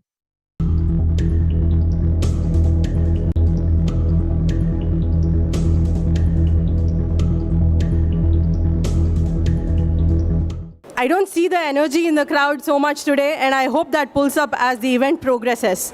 Looking at all of you here today, it doesn't feel just like a good evening. It feels like a very good evening. A very good evening to all of you here. Good evening, distinguished guests, innovators, and visionaries. Welcome to a celebration of ingenuity, collaboration, and 8 years of groundbreaking innovation at the heart of T-Hub's journey. I'm your host, Chandralekha Chowdhury, Lead Partnerships and Strategy, T-Hub. It is an absolute pleasure to have you all here as we commemorate T-Hub's 8th Foundation Day and 8 years of infinite innovation. This is a celebration of audacity to dream, the resilience to overcome challenges, and a celebration of the collective spirit of T-Hub that propels us all forward. So tonight, we just don't celebrate a building or an organization. We celebrate a movement, a mindset, and a legacy that continues to redefine what's possible. The night is still young, and I know all of you are as excited as I am. So without a further ado, let's kickstart the event. Before we do that, I'm going to quickly run you all through the agenda of today. So tonight we have welcome note by Mr. Sujit Jagidar, the CIO of T-Hub, followed by a talk by the founder of Jaggle, Mr. Narayanam, then followed by special address by the CEO of T-Hub, Mr. Mahankali Srinivas Rao, followed by a panel discussion moderated by Mr. Srinivas Kollipara, followed by special address by Shri BVR Mohan Reddy Garu, followed by keynote address by Mr. Jayesh Ranjan Garu, and then the felicitation of our valuable partners and corporates, and then the program launch and MOU signing. So let's start with the first segment of tonight, the welcome note. Ladies and gentlemen, presenting you the dynamic Chief Innovation Officer of T-Hub, spearheading the corporate, international, and government relationships as well as partnerships. Let's officially begin the evening with a warm welcome from Mr. Sujit Jagidar. Please join me all in welcoming him. To the 8th Foundation Day of T-Hub. In fact, I would like to welcome the T-Hub board members here. Mr. Jayesh Ranjan Garu, I know while he is not here, he is pretty much in the building. BVR Mohan Reddy Garu, PJ Narayan Garu, Srinivas Raju Garu, Sri Krishna Deva Garu, and Shashi Reddy Garu, and other board members, other important members. I also warmly welcome the Honorable Consul Generals who have graced the occasion. In fact, Her Excellency Jennifer Larson is going to be here shortly. But since I can't come back and welcome her, so it's a warm welcome for her as well. His Excellency Gareth Wayne Owen, thank you very much, sir, for your presence. He's the Deputy High Commissioner of UK for AP and Telangana. His Excellency Berthelot Thierry, for traveling all the way from Bangalore for gracing the occasion. He's the Chief Consul General of France. His Excellency Orhan Elman Okan, the Consul General of Turkey. And His Excellency Dr. Nawab Mir Nasir Ali Khan, we are expecting him as well. Thank you very much. He is the Chief Consul General of Republic of Kazakhstan. I also warmly welcome the ecosystem players here who have been pillars of support for T-Hub. And I also welcome the leaders from the corporate world who have not only graced the occasion, some of them based out of Hyderabad, many have taken trouble to travel. So thank you very much for that. And of course, the T-Hub mentors, who again are our backbone. Thank you for being here. Last but not the least, the star of our eyes, the center of our world, the startups, the founders, their teams. Thank you, and once again, a warm welcome to all of you. In fact, I stand before you. It gives me immense pride and gratitude as I welcome you all on behalf of T-Hub for this 8th Foundation Day celebrations. In some sense, I think T-Hub has already actually become a kind of a landmark a kind of a cornerstone for innovation and entrepreneurship, not just in Hyderabad, probably in the entire country, without a doubt. In fact, if I roll back 8 years back when the founding members, some of them are present here, what they had as a vision, they wanted to build an institution that would stand up to support, encourage startup ecosystem, that would actually promote entrepreneurship, that would actually position Hyderabad as one of the best cities for startups. I think if I roll forward today, it's very clear that, we are close to realizing the vision. And I would quote BVR Mohan Reddy Garu, who says that there's a lot more to be achieved, and I completely agree with that point. A lot more to be achieved. So you would have also seen a symbol infinity, put up here and there. In fact, we promote open innovation where corporates, startups, or research institutions collaborate, of course, with the government support. So infinite innovation is an extension of open innovation, basically getting everybody to collaborate. And you will hear more of this, so I would not want to steal the thunder. So we'll let the rest of the speakers talk more about the infinite innovation. In fact, that brings me to the point of the rest of the events that are planned for the day. I think Lekha has already mentioned. So we have some stellar speakers talking. We have some very interesting panel discussion, and also the MOUs to be signed. So I request the teams that have come in for MOU signatures exchange, please be around. To stay informed about the startup ecosystem, subscribe to MyStartuptv.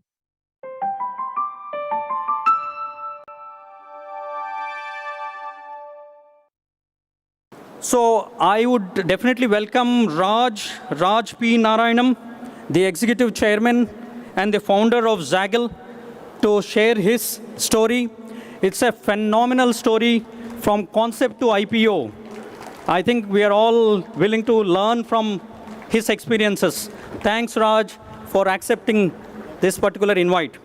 So as they say, sit back, relax, enjoy the evening, and thank you for your patient listening. Thank you. So thank you for the warm welcome. It is truly an honor to be here at T-Hub, the mecca of innovation and entrepreneurship.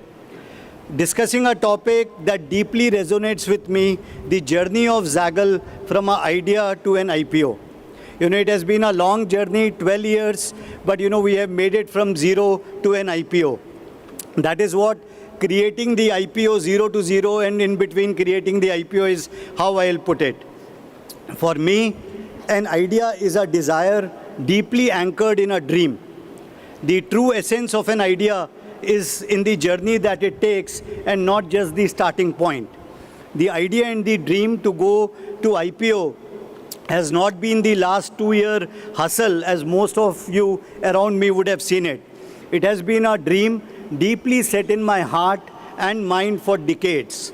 One scorching summer, and this is in New Delhi, and imagine the New Delhi with its loo and, hot air. It is always, a very difficult city to live in. I was 16-year-old, way back 1987, and I was flipping through the business magazines and books which were like basically being weighed to give it to a raddiwala, as we call it in Delhi. What caught my fancy was a neatly bundled pack of Business India, which I picked up and read. Most that I wanted, after that, after reading it, the most I wanted to do was wait for it, to come. And every fortnight I would take a little bit effort to go to the market and, pick up the Business India. So, what Business India actually, and, I am not here on behalf of Business India, but I'll tell you that magazine, went a long way in shaping my dream. That would, I would read about the entrepreneurial stories, and that would give me the highs and lows, what an entrepreneur goes through. It also, it also tells me that, the journey is just not one way. It is, multiple ways you have to go through before you go to a stage where it becomes one way.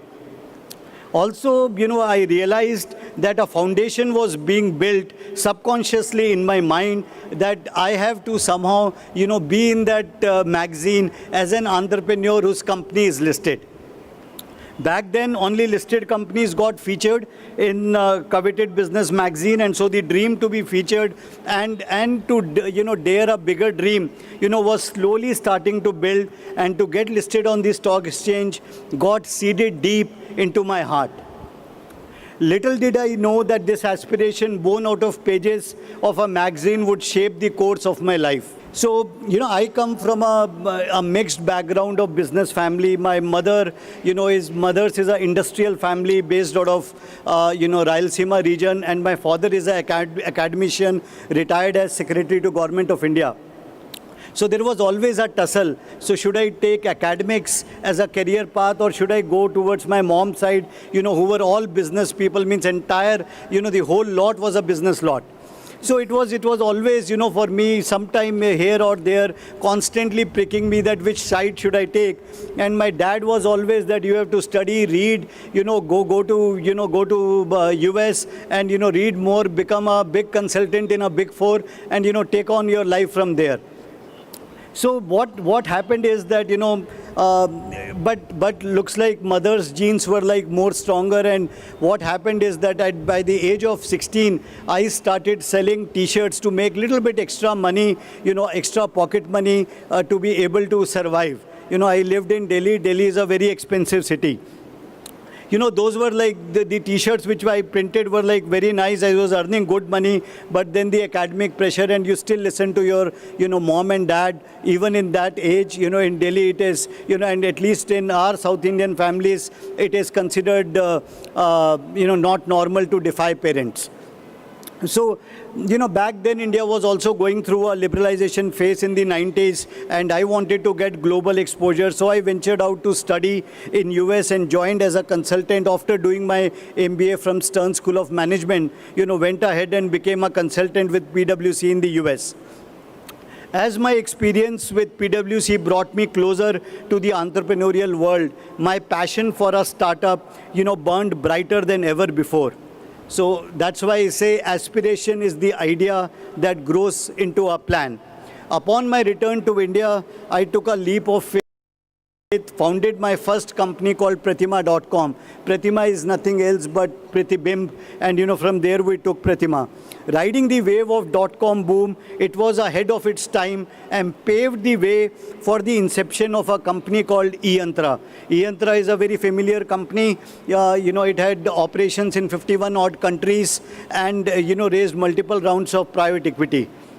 A company specializing in merchandising and corporate gifting. So the idea of Zaggle came out of a need to fill a void in the merchandise space that wasn't very tangible.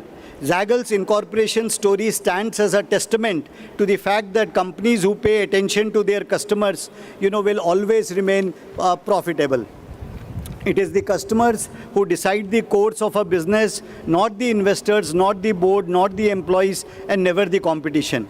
So if you look at it, this was the first picture taken in 2011, when all of us went out, with Zaggle t-shirts and a obnoxious logo of Zaggle that time. And this is where, we also launched, eYantra Zaggle Supercard in the market.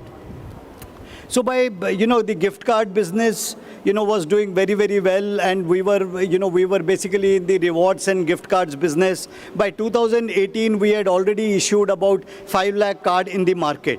But the biggest worry was that in 2018, while Zaggle was a leading prepaid card and gift provider, and I was also planning to move full-time into Zaggle. So while I founded Zaggle, I was always away from Zaggle till about 2018. So 7 years banvas for me. I was running multiple other companies around that time. So I was faced with a very critical question that entrepreneurs are faced with when they are at crossroads examining the expansion and the growth options. So we had 2 options to go mile wide and inch deep. That is, build an expanded client base and serve each of them with one financial solution. Or to go inch wide and mile deep, that is, pick up limited clients and provide multiple financial solutions to them. So this is how an entrepreneur has to constantly juggle, take a call, and all these gut calls, which is, majority of the times they are not backed by data, but they are backed more by gut, and later when the data is enough to give gut a very good backing. So we depended on our board, and the highly experienced members of the board at Zaggle evaluated both options and decided that a middle ground was required to leverage the immense opportunities that were opening up across industry segments. What Zaggle did in the earlier days, roughly about 650 odd, crores in GMV. Today, Zaggle's GMV stands in tens of thousands of crores. So it has come a long journey from 650 crores in 2018, to about tens of thousands of crores, in 2023. It has been a great, long, beautiful journey. Wondering how we did it, that's all credit to the Zaggle ecosystem which we have prepared. Want to show this entire slide. And this slide where on one side we have banks, other side we have merchants, third side we have customers, and in between, is Zaggle. And on the other side, we are leveraging a lot on NBFCs and the fintech ecosystem. As we are moving up the fintech ladder and our ambitious businesses, which are like basically credit card and spend analytics platform, which we have launched with Bank of Baroda. At the same time, we are also going deep by building better employee engagement solutions to digitize rewards and benefits and disburse expenses and manage spends. Moving towards one single mandate, which is one platform, one app, and one Zaggle. So this is a beautiful story of IPO, and I also want to highlight, while we were building the Zaggle ecosystem, the question of whether to do the IPO or go for private equity, was always a question mark. So, for any entrepreneur, first he wants the money.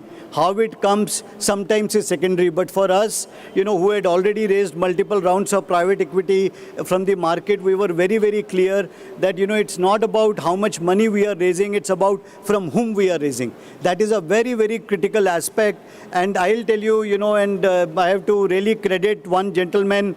I'm not sure if he is here, but I have to credit that gentleman. It was way back, I think 2021, November or December. It was a laid back Saturday morning, and we were looking at, we had received about 4 or 5, term sheets, and we were going through the intricacies, the clauses, all of those, which are very, very common clauses, were what we were looking at. These, and the valuation which we had got was like roughly about 6.5, to 7,000 crores, and that was by one of the largest global private equity, player in the world, one of the biggest, and they are very, very large. So we were standing at crossroad. We had multiple options. Do we take from one guy? Do we take it from, multiple people? Or do we just abandon the, road and look at, running profitably? We have been profitable for 5 years and just go on, running the company. So in the, and in fintech, most of these guys whom we spoke to, profit was unfashionable. They did not want you to be profitable. They said, if you are profitable, somewhere being profitable, you are compromising on scale. So we want to, assure that you as a promoter of the company has the ability to go ahead and run a company non-profitably or unprofitably. So for me, it was, I said, that is okay, but, tell me what is the path. So where do we go? How much do we scale? So a lot of those questions, were happening. And in my discussions, midst of our discussion, my dear friend, Abhay Deshpande, who is the founder of Recycle and is also a board member at Zaggle, threw a curveball. Okay, with his all characteristic, candor, pointed out that a lot of people can raise money through private equity, but not everyone has the mettle, to go ahead and opt for an IPO. We did a quick research, to find out that only 400 companies have been listed in the past 15 years.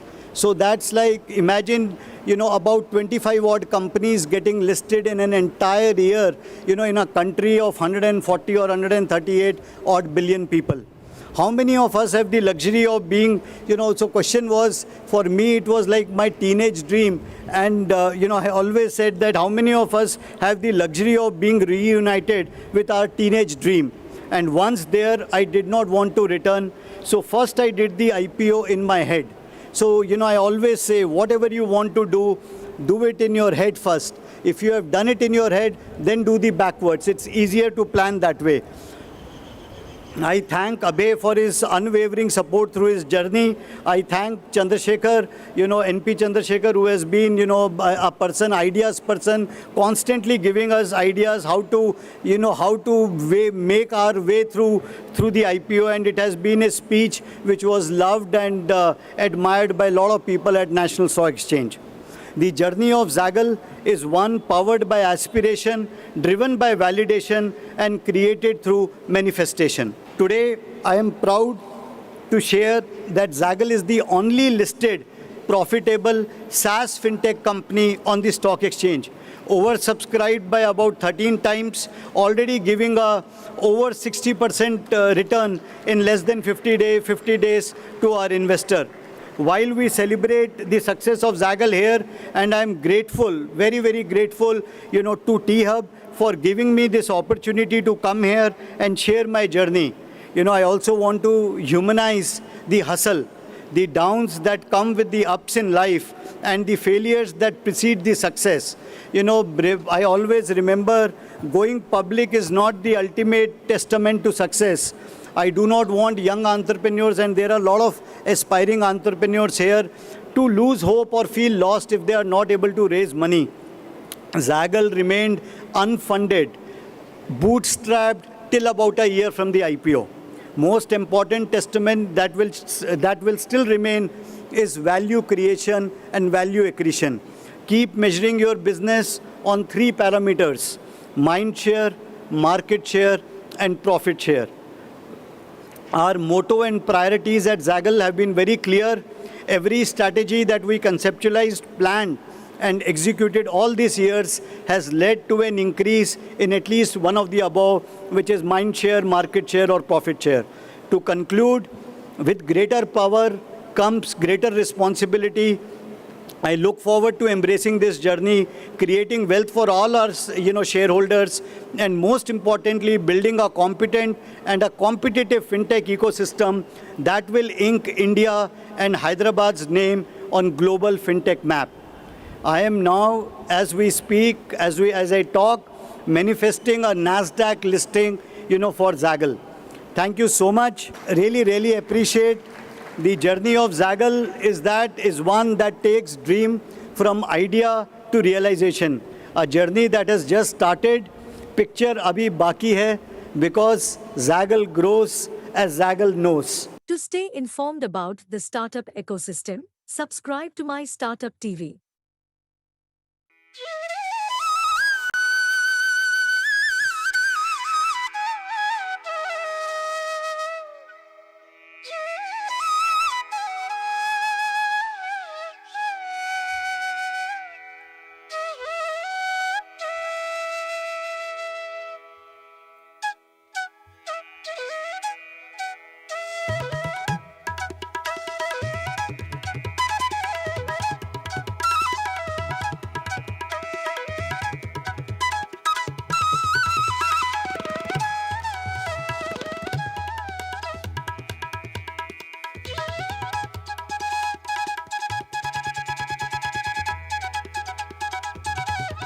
So నేను ఇక్కడ Sahaja Yoga programme అనే meditation ప్రోగ్రామ్ని పిల్లలకు నేర్పడానికి ప్రతి వారంలో ఒక రోజు ఇక్కడికి వచ్చి ఒక 1 అవర్ సహజయోగ మెడిటేషన్ ప్రోగ్రామ్ చేస్తాం.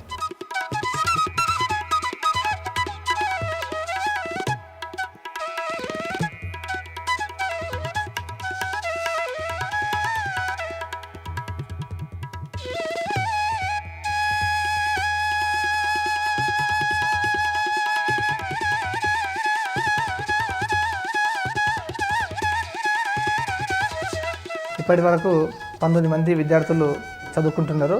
వాళ్ళ ఏజ్ 6 సంవత్సరాల నుండి 17 సంవత్సరాల వయసు విద్యార్థులు మన దగ్గర చదువుకుంటూ ఉన్నారు.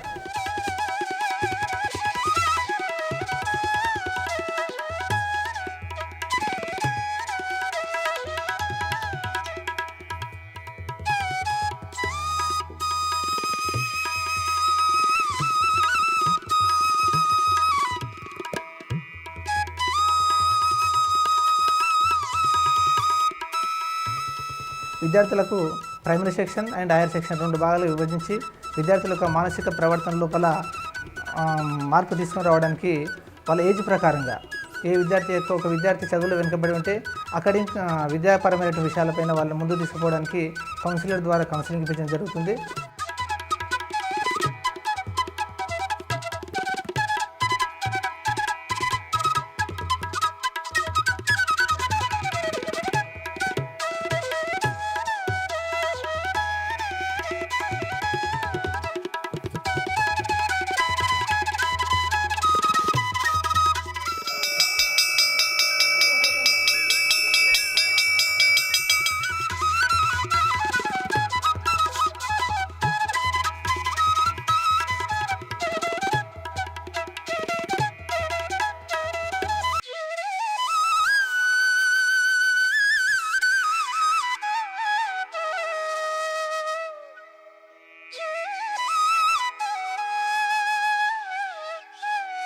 ఇక్కడికి వచ్చిన తర్వాత స్కూల్కి వెళ్ళడము అంటే ప్రతిరోజు రొటీన్గా వాళ్ళు బ్రేక్ఫాస్ట్ కంప్లీట్ చేసి స్కూల్కి వెళ్ళడం, మళ్ళీ రావడం, స్టడీ అవర్స్, గేమ్స్ ఇవన్నీ పిల్లలు చాలా బాగా ఎంజాయ్ చేస్తుంటారు. అదే ఒకవేళ మేము మా ఇంటి దగ్గరే ఉన్నట్టయితే మేము ఇవన్నీ మిస్ అయిపోయే వాళ్ళం కదా అని చెప్తూ ఉంటారు.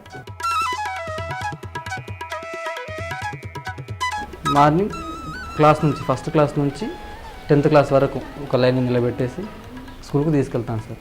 తీసుకెళ్ళిన తర్వాత స్కూల్ హెడ్ మాస్టర్ తోటి మా పిల్లలు వచ్చని చెప్పేసి వాళ్ళకు ఇన్ఫామ్ చేస్తాం, మా పిల్లలు ఆల్రెడీ హోంవర్క్ స్కూల్కి చేరుకున్నారు అని చెప్పేస్తాం. అదే నా పేరెంట్స్ మీటింగ్ ఉన్నాయనుకో, వెళ్ళిన తర్వాత అక్కడ మేము పేరెంట్స్ మీటింగ్ అటెండ్ అయిన తర్వాత వాళ్ళ స్కూల్లో వాళ్ళ క్లాస్ టీచర్ కానీ వాళ్ళ హెడ్ మాస్టర్ కానీ మా ప్రైమరీ స్కూల్ పిల్లలు కానీ హై స్కూల్ పిల్లలు కానీ వాళ్ళ ఏమైనా ఎందుకు వెనుకబడి ఉన్నారా, ఏ సబ్జెక్టులో వెనుకబడి ఉన్నారా, స్కూల్లో అల్లరి చేస్తురా, ఎటువంటి సమస్యలు ఉన్నాయి వాళ్ళకని చెప్పేసి మాకు కొద్ది ఇంటిమేషన్ చేస్తారు. అప్పుడు మేమేం చేస్తాం, వెంటనే యాక్షన్ చేసుకుని హోమ్కి వచ్చిన తర్వాత కొద్ది అబ్జర్వేషన్ చేస్తాం, ఎటువంటి ఉన్నాయా లేవా, అటువంటి సార్లు లేపినవి ఉన్నాయా అని చూసిన తర్వాత వాటి మీద ఏ విధంగా చర్య తీసుకోవాలని చెప్పేసి సార్ వాళ్ళతో డిస్కస్ చేసుకుని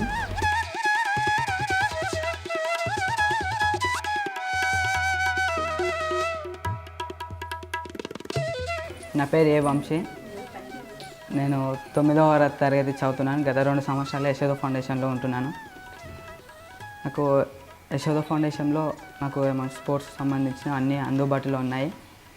ప్రతిరోజు అలాగే ప్రాక్టీస్ చేసుకుంటుంటాను. అలాగే హాస్టల్లో సార్ వాళ్ళు గేమ్స్పై బాగా అవగాహన కల్పిస్తుంటారు.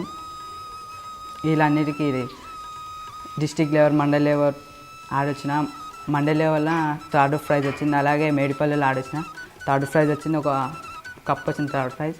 అలాగే దాంతోపాటు బెస్ట్ ప్లేయర్ అన్ని గిఫ్ట్ వచ్చింది.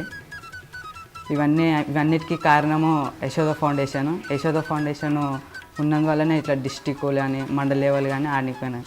ఎందుకంటే అన్నీ అందుబాటులో ఉన్నాయి కాబట్టి వెళ్ళాను. యశోద ఫౌండేషన్కి అలాగే స్టాఫ్ మెంబర్కి ధన్యవాదములు.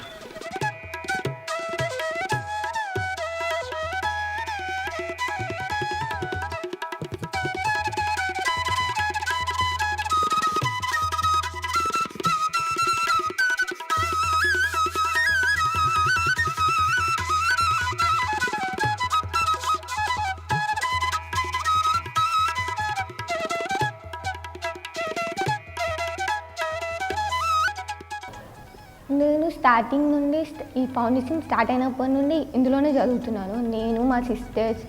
ఆఫ్టర్ డాడీ చచ్చిపోయాక కూడా నాకు ఫౌండేషన్ నుండి చాలా హెల్ప్ వచ్చింది. ఈవెన్ ఇక్కడ ట్యూషన్స్, స్కూల్ అయిపోయినాక ఇక్కడికి రావడం.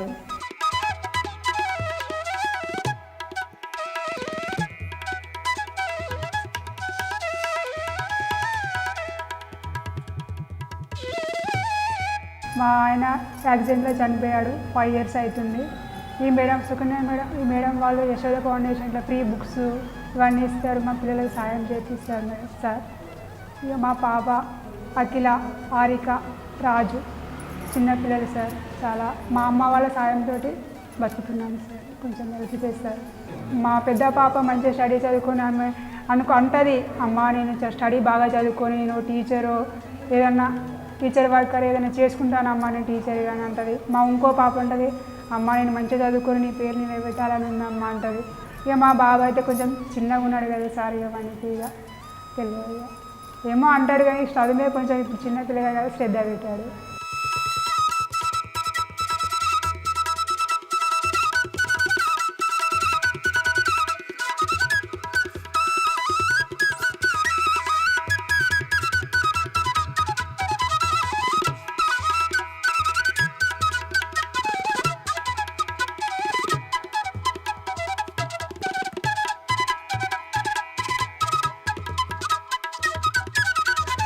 this program is called as a experiential learning program. So this is the way actually we need to break the traditional classroom learning, or whatever you can say that rote learning and all. We are working more than 12,000 schools and all, so we know how it brings the happiness to their along with the learning.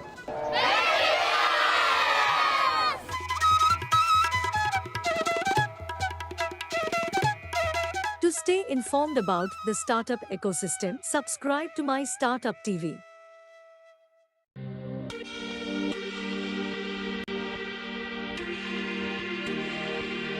Can I have some music, please?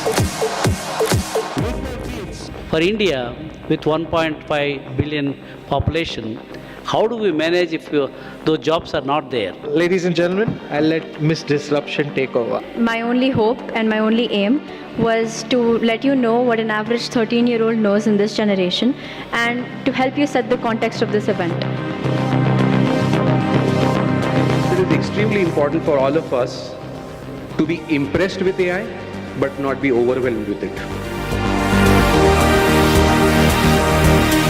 Anybody has heard about this Gopi Bhagya shloka?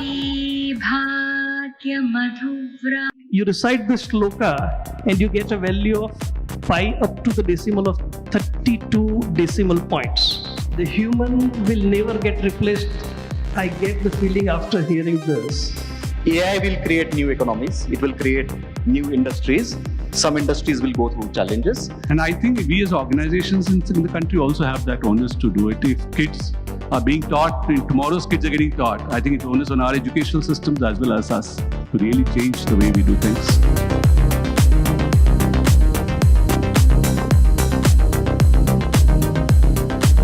So here I'm going to be a quiz master for the day. We are already collaborated and working with different departments. Collaboration is the key. The requirement from time to time actually keeps differing, because what's excellence today turns out to be mediocrity tomorrow, because the bar of excellence keeps changing. It doesn't remain the same.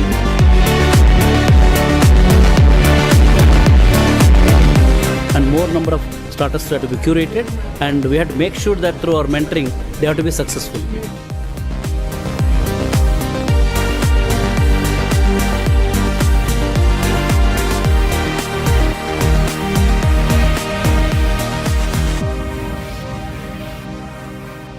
Hello and welcome to the CSR Crossroads. This is a show where we discuss the importance of corporate social responsibility in today's business world. I am Uday Shankar, your host for the day. Today we will explore different aspects of CSR and how it impacts our lives. Let's take a look at some remarkable CSR projects in India. So please, Dr. T.K. Ramesh ji, why don't you actually help us with your brief introduction? Oh yeah, thank you. Thanks for that. I completed my doctoral work from IIT Bombay in 1987, and from 87 to 92 I worked in various institutions and universities, both India and abroad. Okay. And from 92 onwards I lived with TCS for 30 years. TCS has been integral part of my life. I worked in various roles in various countries. So I retired last year, superannuated last year, and I took some time to understand what I should be doing post-retirement. But one thing I was very clear was that I will not be working for money. I should be giving back to the society. So thanks to my sister, and then I got to know through her about Venuji and his organization. I established the contacts, and then since January I started participating. Now let's go back and hear about Ekalavya Foundation, because it has been very closely working with tribals is what we know, but more information about it would actually help us understand about what exactly Ekalavya has been doing. The founder of Ekalavya Foundation, Mr. Venugopal Reddy, after his Pracharak work from Rashtriya Sevak Sangh, if you like to mention, I can mention that. Okay. Feel free to mention. If not, I can name it also. No, you can feel free to mention that. So, with the permission of the Sangh, then he started his own NGO those days, and he had a passion to serve the tribal community, especially in the remotest part of the country. So initially to start with his activities in Adilabad region, he's taken up various projects through NABARD with the help of NABARD, and he's developed with his team members various contact in the rural folks and for the community development as a whole, and he has come out with different kinds of sustainable interventions, and slowly it evolved, that's the reason now today we can see so many verticals out here, as, from basic agriculture to domain to education domain, and basic things is first awareness building, and with the community development they have a lot of farmers club, women club and all, through that they generate so that it becomes sustainable, and people in the local remotest areas can take up those responsibilities and directly go ahead, without the help of any kind of NGOs. That's how we develop, make them self-sustainable. Very nice, sir. Thank you so much for explaining about Ekalavya, what it has been doing so far. So now let us hear from Dr. T.K. Rameshji about what are the recent initiatives that you've been working on and what is the impact that you've created. So Venergy has conceptualized this service in an integrated fashion. When to look at this, when we have to develop a village as a whole, so it's not just one intervention. So he looked at almost like half a dozen interventions. One is the major aspect of it is in terms of how do we manage the natural resources that they have, the limited resources that they have, then that has to be optimized, number one. Second part of it is in terms of looking at the financial viability. How do we improve their financial income generation? Third aspect of it is in terms of education. Fourth is in terms of looking at their health and other aspects of it.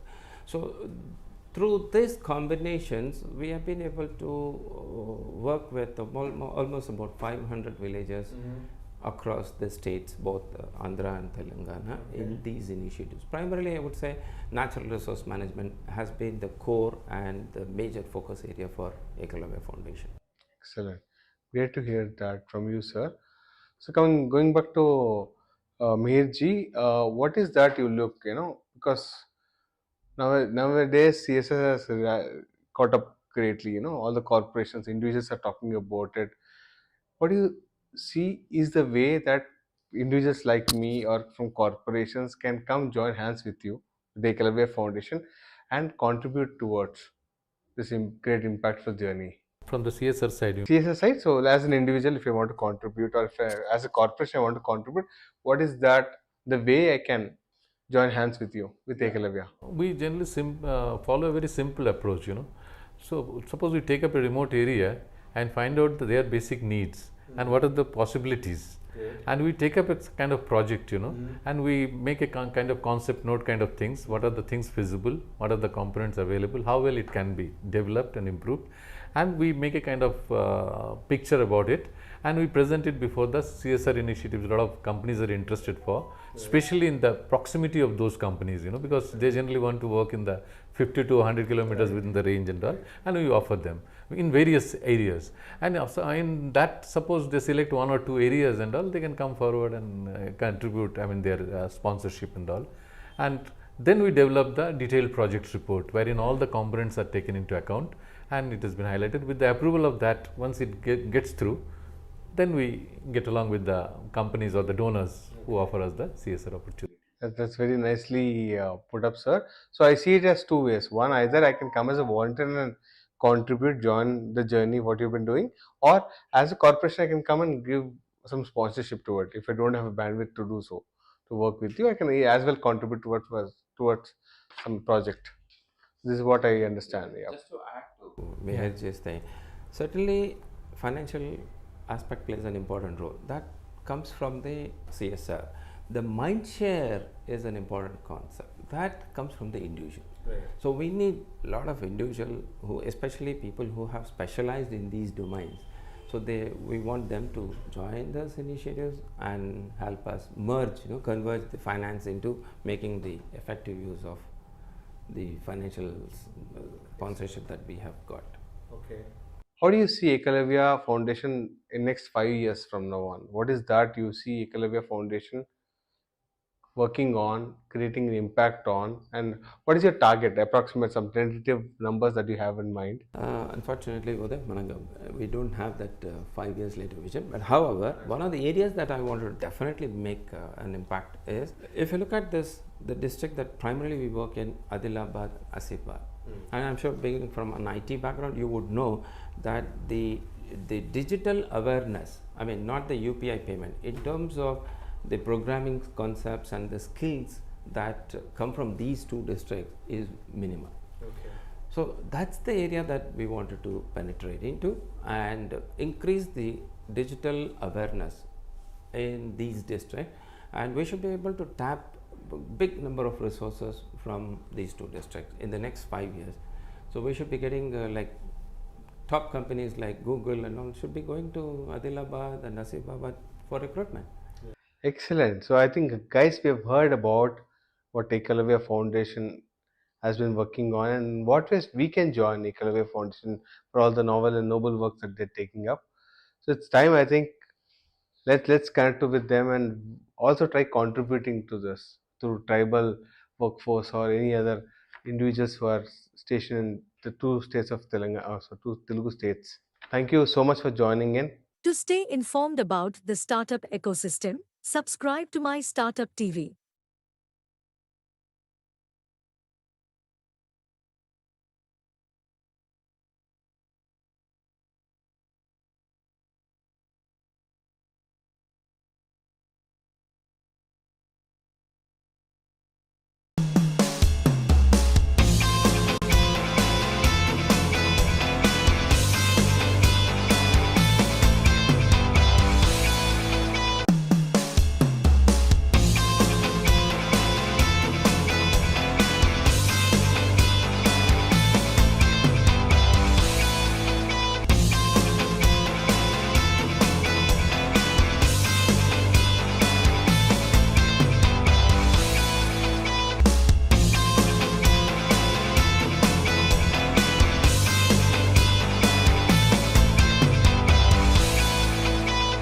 STPI has a not-for-profit sister organization called STPI Next, and STPI Next is responsible for innovation, for creating innovation hubs all over country.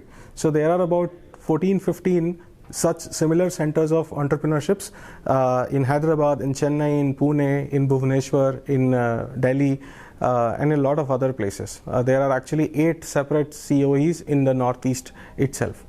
Each center of entrepreneurship has a specific focus area on industries that it wants to grow. So for example, ours is one that grows AVGC, AIN, computer vision. There is one in Vizag that is promoting Industry 4.0. The ones in Pune is promoting mobility. The ones in Chennai are promoting fintech. So each COE has multiple use cases, different industries, different focus areas where these are happening. To our understanding, Image is the only COE within the STPI Next circle of COEs where computer vision is being encouraged. There are a couple of things to note about this. One is one of the reasons why it was decided that Image COE will support computer vision companies is because we have a very close academic tie-up with the International Institute of Information Technology, IIIT Hyderabad. And IIIT Hyderabad is actually one academic institute that is considered to be the best in computer vision research anywhere in India. Now, because of their support, we were actually able to get in a few computer vision companies, and IIIT Hyderabad has been very kind enough to provide consistent mentorship, including technical and R&D mentorship to many of our startups. They have held a very important role in recognizing computer vision as an emerging technology and helping us to promote that. The second thing in mind that we should keep is that computer vision is not, it's a very highly technical subject. It requires a lot of technical resources in terms of implementation. It requires a lot of technical expertise in terms of usage. Therefore, our inflow of computer vision startups generally is not very high. We generally get around 3 to 4 startups every cohort. So far we have helped approximately around 10 startups in the computer vision domain also. AI stands for obviously artificial intelligence. It is the most upcoming sector in emerging technology, not just in Hyderabad and Telangana, but essentially in entire India. What AI does is makes models that bring in a degree of efficiency and intelligence into machine. So instead of the age-old, the 90s and the 2000s were the age of automation, where the same process can be taught to a computer to do it repeatedly again and again and again. However, AI can bring in a level of efficiency where a computer can, to a certain degree, whether it's a computer or whether it is a mobile device, to a certain degree, it can learn by seeing the patterns of what previous work it is doing and enhances optimization. So we have a couple of companies that are doing a great work in artificial intelligence. We have companies that are working for AI safety. We have companies that are using AI in very innovative ways in electric mobility, in sports tech, etc. So we are very bullish about the potential of AI. If you would remember, just a couple of months ago, our government in Lok Sabha has passed the data protection bill, and we foresee that AI is going to play a very significant part in ensuring that that our industries can innovate as quickly as possible to ensure that general social good is happening. So we see AI as a very critical part of that. Computer vision is a sort of it's a side track to artificial intelligence, where artificial intelligence is used through vision. So essentially through your cameras, through phones, through the cameras in your phones devices, to detect objects and then use those objects in an intelligent way using artificial intelligence. That is what computer vision do. So we actually have companies that are doing some very, very cool stuff in computer vision also. We have companies that are helping people train to play sports like cricket and badminton better using computer vision. We have companies that are developing products that can take a kind of a mini MRI of your brain just by using a handheld device. So those are the kind of use cases that computer vision has. To stay informed about the startup ecosystem, subscribe to My Startup TV.